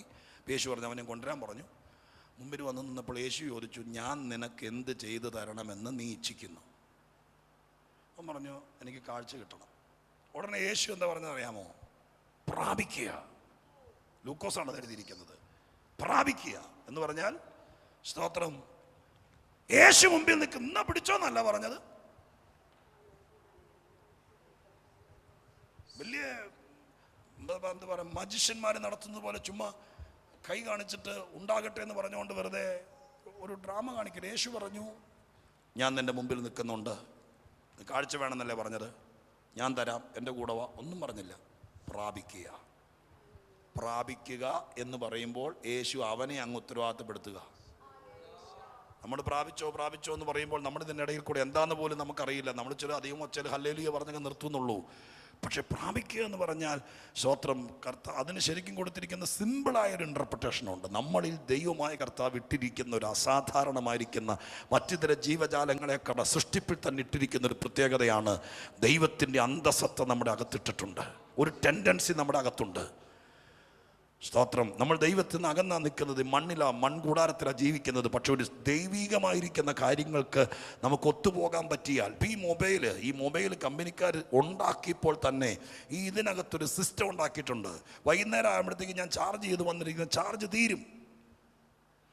തീരുമ്പോൾ ഒരു തോട്ടി കളയണ്ട. ഇത് വാങ്ങിച്ചപ്പോൾ ഒരു ചാർജർ എന്ന് പറഞ്ഞ സാധനം കൂടി നമുക്ക് തന്നിട്ടുണ്ട്. വാസ്തവത്തിൽ ചാർജർ എന്ന് പറഞ്ഞ സാധനം അതിൻ്റെ കയ്യിൽ നിന്ന് ഒന്നും കൊടുക്കുന്നില്ല ഈ മൊബൈലിന്. ചാർജർ എന്താ ചെയ്യുന്നത്? ഇടുക്കിയെന്നോ അല്ലെങ്കിൽ എവിടെന്നോ വരുന്ന കറണ്ട് ആ സോക്കറ്റിൽ വന്ന് നിൽക്കുന്നുണ്ട്. ആ ഹോളുകൾക്കകത്ത് കറണ്ട് നിൽക്കുന്നുണ്ട്. പക്ഷെ കറണ്ട് അവിടെയും മൊബൈൽ ഇവിടെ ഇരുന്ന് കഴിഞ്ഞാൽ അവിടെ ഇരിക്കുകയുള്ളൂ. പക്ഷെ ഇതിനും ഇടയിൽ നിന്നുകൊണ്ട് ഇതിനെ ചാർജ് ആക്കാൻ വേണ്ടി അവിടെ വന്ന് നിൽക്കുന്ന സംഭവത്തെ ഇതിനകത്തേക്ക് ചാർജ് ആക്കാൻ വേണ്ടി പ്രവർത്തിക്കുന്ന ഒരു സംഭവമാണ് ചെറിയൊരു ഹെഡുള്ള ചാർജർ എന്ന് പറയുന്നത്. ഈ കാലഘട്ടത്തിൽ അതിനേക്കാൾ എളുപ്പമുണ്ട്. ഈ ചാർജർലെസ്, കോഡ്ലെസ് ആയിരിക്കുന്ന ചാർജറുണ്ട്. ജസ്റ്റ് നമ്മുടെ കാറിനകത്തൊക്കെ നമ്മുടെ മൊബൈൽ സംഭവത്തിന് പുറത്തേക്ക് ചുമ്മാ വെച്ചാൽ മതി. ഒരു പ്രതലത്തിന്റെ പുറത്തേക്ക് വയറും വേണ്ട, കുത്തലും വേണ്ട, ഒന്നും വേണ്ട. അത്രയും കാര്യം ഐഫോൺകാർക്ക് കണ്ടുപിടിക്കാമെങ്കിൽ ഈ ചർച്ചിനകത്ത് വൈകുന്നേരം 6:30 പ്രാർത്ഥന തുടങ്ങുമ്പോൾ വയറും വേണ്ട, ആരും വേണ്ട, ഒരു ഉപദേശം വേണ്ട, കയ്യും വെക്കണ്ട, ഒന്നും വെക്കണ്ട. ഇതിനകത്ത് സംജാതമായി നിൽക്കുന്ന ഒരു അന്തരീക്ഷമുണ്ട്. പ്രാർത്ഥിച്ച് സ്വോത്രം ചെയ്ത് തുടങ്ങുമ്പോൾ ഞാൻ തുടക്കത്തിൽ പറഞ്ഞതുപോലെ ആ സാന്നിധ്യം ഇതിനകത്തങ്ങ് നിറഞ്ഞു നിൽക്കും. അങ്ങ് നിറഞ്ഞു നിൽക്കുന്ന സമയത്ത് ആ സാന്നിധ്യത്തിനകത്ത് രോഗസൗഖ്യമുണ്ട്, അതിനകത്ത് മനോബലമുണ്ട്, അതിനകത്ത് ദൈവിക പ്രവൃത്തിയുണ്ട്, അതിനകത്ത് ആത്മശക്തിയുണ്ട്, അതിനകത്ത് കൃപാവരമുണ്ട്, അതിനകത്ത് നിന്നെ ആക്കാനുള്ള എല്ലാം ഉണ്ട്. സാന്നിധ്യത്തിനകത്ത് ഇതെല്ലാം ഉണ്ട്. നമ്മുടെ അകത്തെ ടെൻഡൻസി ഉണ്ടല്ലോ, അതിനെ ഫ്രീസാക്കി വെച്ചിരിക്കുകയാണെങ്കിൽ സ്വോത്രം ചെയ്ത് പ്രാർത്ഥിച്ച് അതിനെ ഓപ്പൺ ആക്കണം. ഈ മൊബൈൽ ചാർജ് ആകുന്നത് പോലെ 2.5 മണിക്കൂർ കർത്താവിന്റെ സന്നിധാനത്തിൽ ഇരിക്കുമ്പോൾ നീ ചിലത് പ്രാപിച്ചോണ്ട് വേണം ഇറങ്ങാൻ, റിസീവ് ചെയ്തോണ്ട്. Glory to Jesus. പ്രാപിച്ചോണ്ട്. അപ്പോ ഞാൻ ഈ പറയുന്നത് ഒരു ദിവസത്തേക്കോ ഞാൻ ഈ വന്ന യോഗത്തിലേക്ക് മാത്രമല്ല, സീരിയസ് ആയി ചിന്തിക്കണം. ആദ്യം വരുമ്പോൾ തന്നെ സ്തോത്രം പ്രാർത്ഥിച്ചും സ്തോത്രം ചെയ്തു. ഒരു പഴയ കാലത്ത് അമ്മമാര് അടുപ്പൂതി കത്തിക്കുന്നത് പോലെ തണുത്ത് മരവിച്ച് കിടക്കുന്ന അന്തരീക്ഷത്തെ ആത്മതലത്തിൽ സ്തോത്രം ചൂടാക്കി ദൈവ സാന്നിധ്യം ഉണ്ടാക്കണം.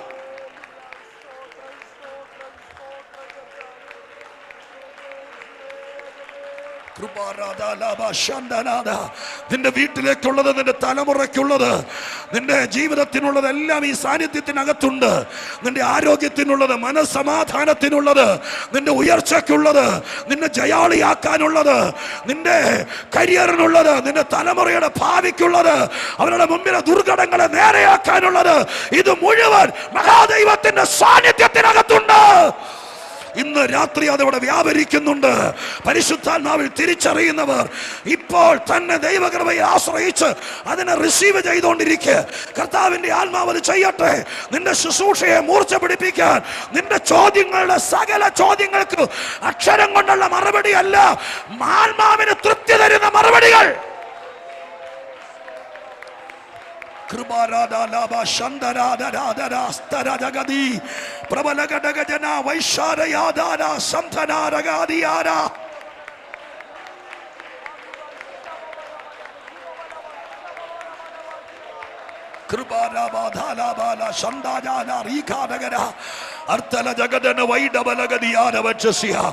സാന്നിധ്യത്തിനകത്ത് നിന്ന് പ്രാപിച്ചെടുക്കുന്നവർ കരുത്തരാകും.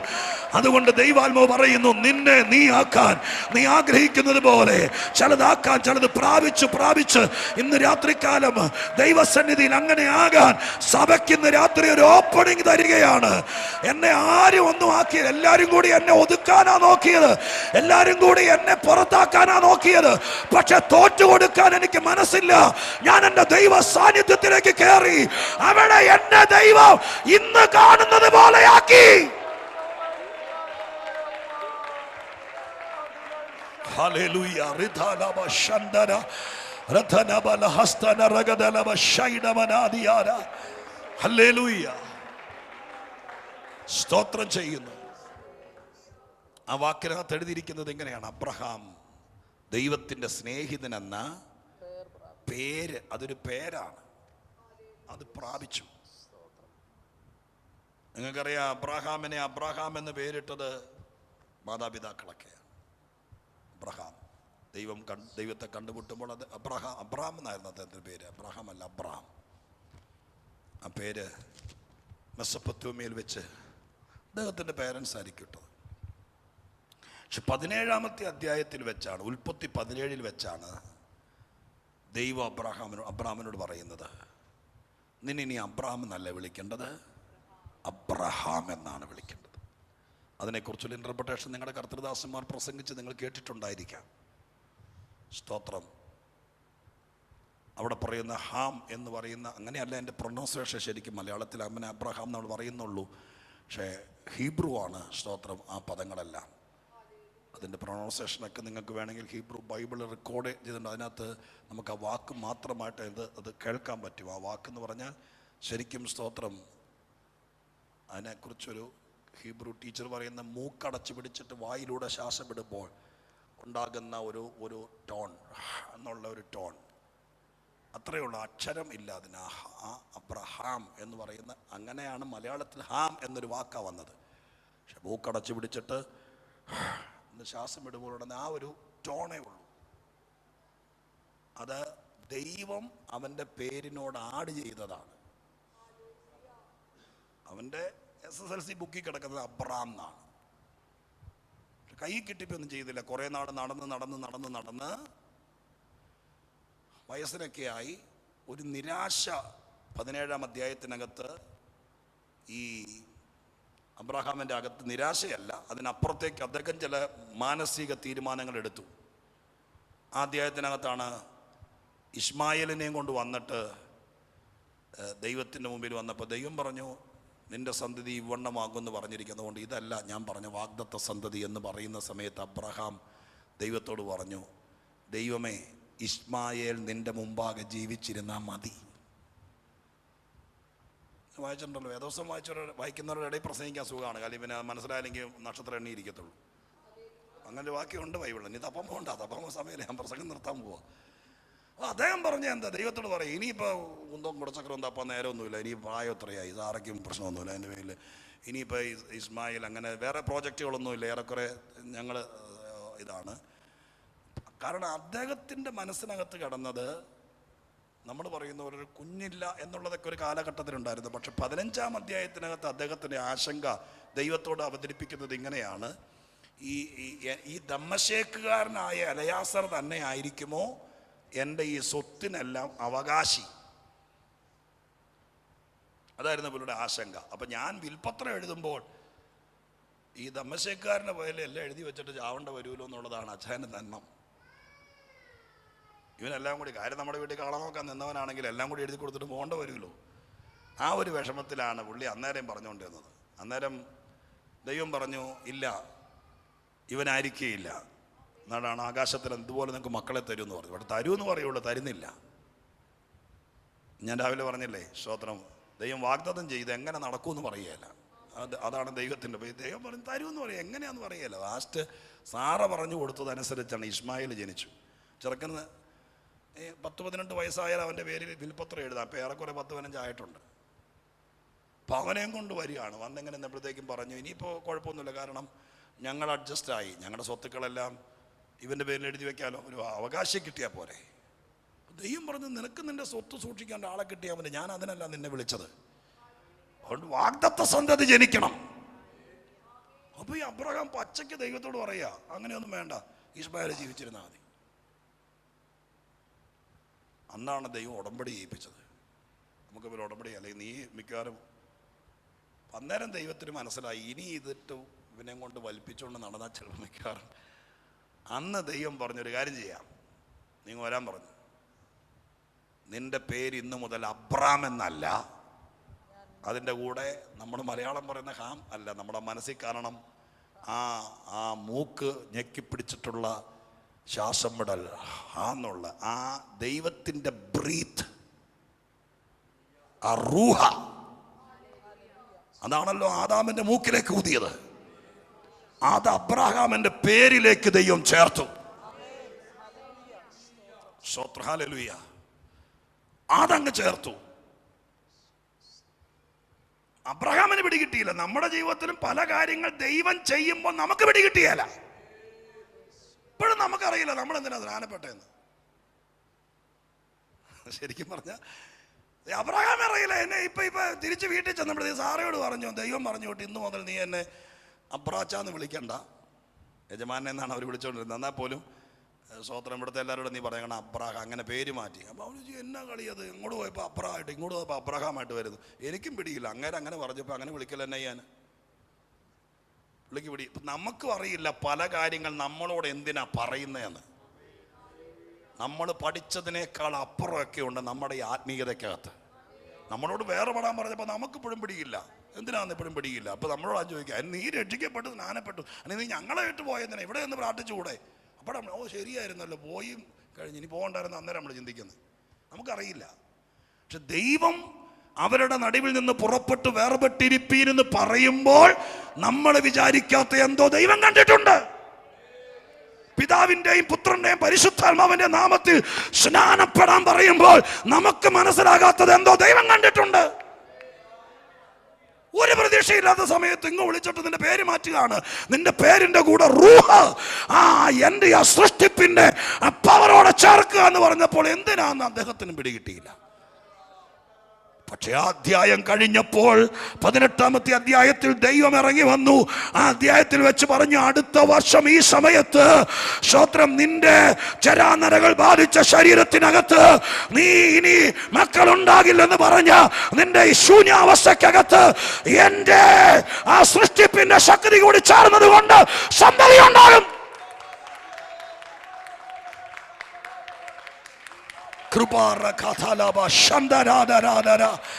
നന്ദിയോടെ സ്തോത്രം ചെയ്യുന്നു. ഹല്ലേലൂയ. അപ്പൊ ഞാൻ ഇങ്ങനെ പറഞ്ഞു, ഒരു അടുക്കും ചിട്ടയും കൊണ്ടുവന്ന് പതുക്കെ നിർത്താം. നിങ്ങൾ കേട്ടെ, അബ്രാമിനെ അബ്രാം എന്ന പേരിട്ടൊരു കച്ചവടക്കാരനെയൊക്കെ ആക്കി ശീലിപ്പിച്ച് പഠിപ്പിച്ചതൊക്കെ അവൻ്റെ കൾച്ചറും അവൻ്റെ പിതൃഭവനവുമാണ്. ദൈവനെ വിളിച്ച് 17-ാം അധ്യായത്തിൽ വെച്ച് അബ്രഹാം ആക്കിയത് ദൈവമാണ്. അബ്രഹാമിനെ ദൈവത്തിൻ്റെ സ്നേഹിതനാക്കിയത് ആരാ?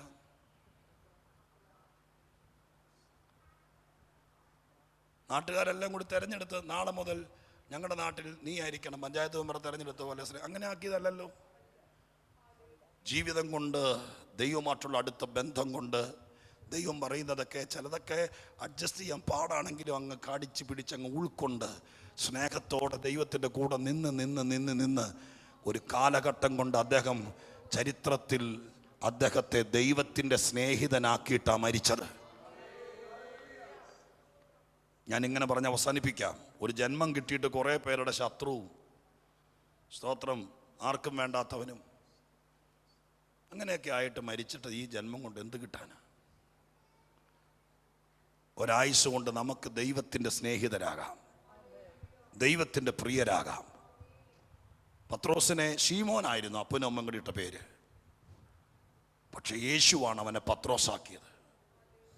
ഫിലിപ്പിൻ്റെ കൈസറിൻ്റെ പ്രദേശത്ത് വെച്ചാണ് യേശു പറയുന്നത്. പണ്ട് വാഗ്ദത്തം ഉണ്ടായിരുന്നു പറയുന്നത്, ഇപ്പം നീ ഷീമോനാണ്, ബറയോന ഷീമോനെ എന്ന് പറഞ്ഞതിൻ്റെ അർത്ഥം യോഹന്നാൻ്റെ മകനായ ഷീമോനെ, ജഡരക്തങ്ങളല്ല സ്വർഗസ്ഥനായ എൻ്റെ പിതാവാണ് നിനക്കത് വെളിപ്പെടുന്നത്. അടുത്ത വാക്കം, ഇപ്പോൾ നീ പത്രോസാകുന്നു. പക്ഷെ പത്രോസ് വരെ ആക്കാം. പക്ഷേ അപ്പോസ്തല പ്രവൃത്തി 5-ാം അധ്യായത്തിൽ കാണുന്ന ദൈവസഭയോടും പരിശുദ്ധാത്മാവോടും വ്യാജം കാണിച്ചപ്പോൾ നീ ഇനി ഭൂമിയുടെ മുഖത്തുണ്ടാകില്ലെന്ന് പറയത്തക്ക രീതിയിൽ കരുത്തനായ ഒരഭിഷിക്തനാക്കിയതാരാ? അവനെ തന്നെ ശക്തനാക്കിയെടുത്തു. തബീതയുടെ കയ്യിൽ പിടിച്ചിട്ട് എഴുന്നേക്കാൻ പറയുമ്പോൾ ശവത്തെ എഴുന്നേൽപ്പിച്ചു കൊണ്ടുവരുന്ന ഒരു മിറാക്കിൾ മിനിസ്റ്റർ ആക്കിയതാരാ? അവനെ തന്നെ അവൻ ഡെവലപ്പ് ചെയ്ത് കൊണ്ടുവന്നു. നമുക്ക് പോക്കറ്റിൽ ഒരു കാർഡ് വിട്ടോട് നടക്കാം, നീ ഇപ്പം ഷീമോനല്ല പത്രോസായി, പക്ഷെ അങ്ങനെ ജീവിച്ച് തീർക്കാം. അതല്ലെങ്കിൽ കിട്ടിയ ഒരവസരം മുഴുവൻ വാള് രാകുന്നത് പോലെ മുഴങ്കാലിന്മേലിരുന്ന് തന്നെത്താൻ രാഗി മിനുക്കി നീ ദൈവത്തിൻ്റെ കയ്യിൽ ശക്തനായി മാറാം. നാട്ടുകാരൻ തന്നെ ആരാക്കിയെന്ന് ഒരിക്കലും അവിടെ ചെല്ലുമ്പോൾ നിങ്ങളെ വലിയ ലിസ്റ്റും കൊണ്ട് എഴുതിയപ്പോൾ, കർത്താവേ ഞാൻ വലിയ അപ്പോസ്തലനാകാൻ വേണ്ടി ആഗ്രഹിച്ച ബൈബിൾ കോളേജിൽ പോയത്, അവിടെ ചെന്ന വഴി എനിക്ക് എല്ലാവർക്കും മീൻ കൊടുത്തു, എനിക്ക് തന്നില്ല, അന്നേ എൻ്റെ മനസ്സിടിഞ്ഞു എന്നൊക്കെ പറഞ്ഞ് അവിടെ ചെന്ന ചാട്ടക്കടിക്കും. അവിടെ ചെന്ന് പറയാൻ വേണ്ടി ഇരിക്കുന്ന കുറേ സംഭവം ഉണ്ടല്ലോ, അടിക്കും. നിന്നെ പിശാച് ആരാക്കി, നിന്നെ നേതൃത്വം ആരാക്കി, ജഡീകന്മാരാരാക്കി, നിന്റെ അയലക്കത്തുകാരാരാക്കി, ഇതൊന്നും അവിടെ പറയാണ്ട് കഥയില്ല. ഒരായുസ് കിട്ടിയത് കൊണ്ട് നീ നിന്നെ ആരാക്കി. ഇതിൻ്റെയൊക്കെ നടുവിൽ ഞാൻ പ്രാർത്ഥിച്ചും ജാഗരിച്ചും കരഞ്ഞും കണ്ണീരൊടുക്കി ഉപവസിച്ചും വിശുദ്ധിയോടെ ജീവിച്ചും പല കാര്യങ്ങൾക്ക് മറുപടി പറയണമെന്ന് തോന്നിയിട്ട് ഞാൻ എന്നെ തന്നെ അടക്കി. പൗലോസിന്റെ ഭാഷ പറഞ്ഞാൽ ഞാൻ ദിവസേന എന്നെ തന്നെ ക്രൂശിച്ച് അങ്ങനെ ഞാൻ എന്നെ തന്നെ ദാസനാക്കി. അങ്ങനെയാണ് ഞാൻ ഇങ്ങനെയായത്. സഭയ്ക്ക് നമുക്ക് അവസരങ്ങൾ തരാൻ പറ്റും, ദൈവത്തിന് നിന്നെ വിളിച്ച് ഈ മാർഗത്തിൽ കൊണ്ടുവരാൻ പറ്റും. പക്ഷെ നിനക്ക് നീ ആരാകണമെന്ന് നിശ്ചയിക്കാൻ പറ്റുള്ളൂ. ഇന്ന് ഞാൻ അവസാനിപ്പിക്കുക, എന്നെ മടങ്ങി പോകാൻ ഒരുങ്ങിയാണ്. കർത്താവിൻ്റെ സന്നിധാനത്തിൽ ഞാൻ നിങ്ങളോട് സംസാരിപ്പാൻ ഇങ്ങനൊരു ദിവസം കിട്ടി. സ്വത്രം നല്ലൊരു കൂട്ടായ്മയായിരുന്നു, നല്ല പ്രകാശനങ്ങൾ ദൈവം തന്നു. പക്ഷേ ഈ വാക്കുകൾ മറക്കരുത്. പ്രസംഗത്തിന് മാർക്കിട്ട് നമ്മൾ അവസാനിപ്പിക്കരുത്. ഇത് ദൈവം തന്ന ദൂതായി തന്നെ പരിഗണിക്കണം. രാവിലെ ഞാൻ നിങ്ങളെ ഓർപ്പിച്ചു, ചില കാര്യങ്ങൾ പ്രതീക്ഷിച്ച സമയത്തൊന്നും നടന്നില്ല. ആ നടന്നില്ല എന്നുള്ളത് നിരാശയായിട്ടിരിക്കരുത്, അതിനെ മറ്റൊരു തലമാക്കി മാറ്റണം. സ്തോത്രം. അത് ദൈവം അവസരം തരും. ദൈവം വൈകുന്നേരം നിങ്ങളോട് പറയുന്നു, ഒരു ആയുസ് തന്നു, ഒരു ജീവിതം തന്നു, ഒരു സഭയ്ക്കകത്തൊരു അവസരം തന്നു. ദൈവമായ കർത്താവ് നമുക്ക് കൃപ തന്നു, പരിശുദ്ധാത്മാവിനെ തന്നു. ഇതൊക്കെ തന്നിട്ടും കേവലം മനുഷ്യനായി അവസാനിക്കരുത്. ആരെങ്കിലും ആയിട്ടേ തീരാവൂ. അതിന് നമ്മെ തന്നെ ഒരുക്കണം. കണ്ണുകളടച്ചൊരു നിമിഷം നമുക്ക് ദൈവത്തോട് പ്രാർത്ഥിക്കാം. എല്ലാവരും പ്രാർത്ഥിച്ചാട്ടെ, ഒറ്റ നിമിഷം പ്രാർത്ഥിക്കാം. സ്തോത്രം. പറ്റുമെങ്കിൽ എഴുന്നേറ്റ് നിൽക്കാൻ പറ്റുമെങ്കിൽ എഴുന്നേറ്റ് നിൽക്കുക. ഞാൻ എഴുന്നേറ്റ് നിൽക്കാൻ വൈകുന്നേരം എങ്ങനെയാണ് ബാക്കി അന്തരീക്ഷം എനിക്കറിയില്ലെങ്കിൽ എഴുന്നേറ്റ് നിൽക്കാൻ പറ്റും, എഴുന്നേറ്റ് നിൽക്കുക. ഈ പ്രാർത്ഥനയ്ക്ക് ശേഷം ഒരു പാട്ട് പാടുകയൊക്കെ ചെയ്യണം. അധ്യക്ഷന്മാർ തീരുമാനിക്കട്ടെ. ഞാനിപ്പോൾ ഒരു വാക്ക് പ്രാർത്ഥിക്കാം. എല്ലാ കണ്ണും അടയ്ക്കാം. ദൈവസന്നിധിയിൽ ഒരു ദൃഢമായ തീരുമാനമെടുക്കാം. കർത്താവേ, പ്രശ്നങ്ങൾ ഞാൻ രാവിലെ പറഞ്ഞതുപോലെ പോരാട്ടം എന്നും ഉണ്ടാവും. പക്ഷെ അതിനിടയിൽ പച്ചിരുമ്പിനെ ഉരുക്കാക്കി മാറ്റുന്നത് പോലെ.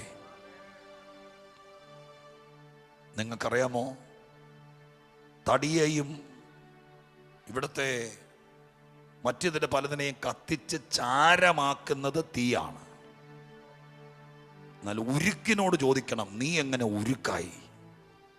ഉരുക്കോ, എന്നെ തീയാണ് ഇങ്ങനെ ആക്കിയത്.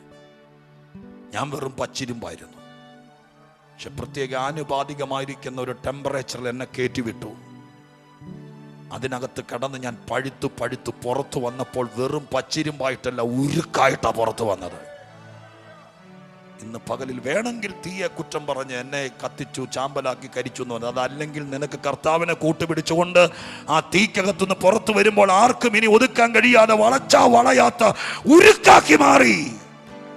അങ്ങനെ നിൽക്കാം.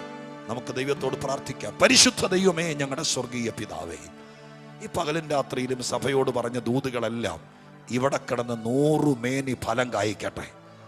ദൈവദാസന്മാർ ദൈവമക്കൾക്കും ഭയങ്കര അനുഗ്രഹമാകട്ടെ. ദൈവത്തിൻ്റെ കൃപ കൊണ്ട് നിറയ്ക്കണം. ദൈവം സഹായിക്കണം. ഒത്തിരി നന്മകളാൽ പൊതിയണമെന്ന് പ്രാർത്ഥിക്കും.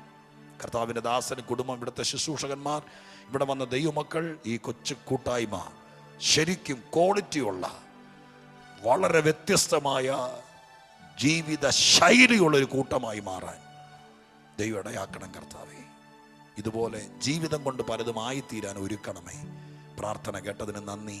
യേശുവിൻ്റെ നാമത്തിൽ തന്നെ ദൈവം നിങ്ങളെ അനുഗ്രഹിപ്പാനിടയാകട്ടെ.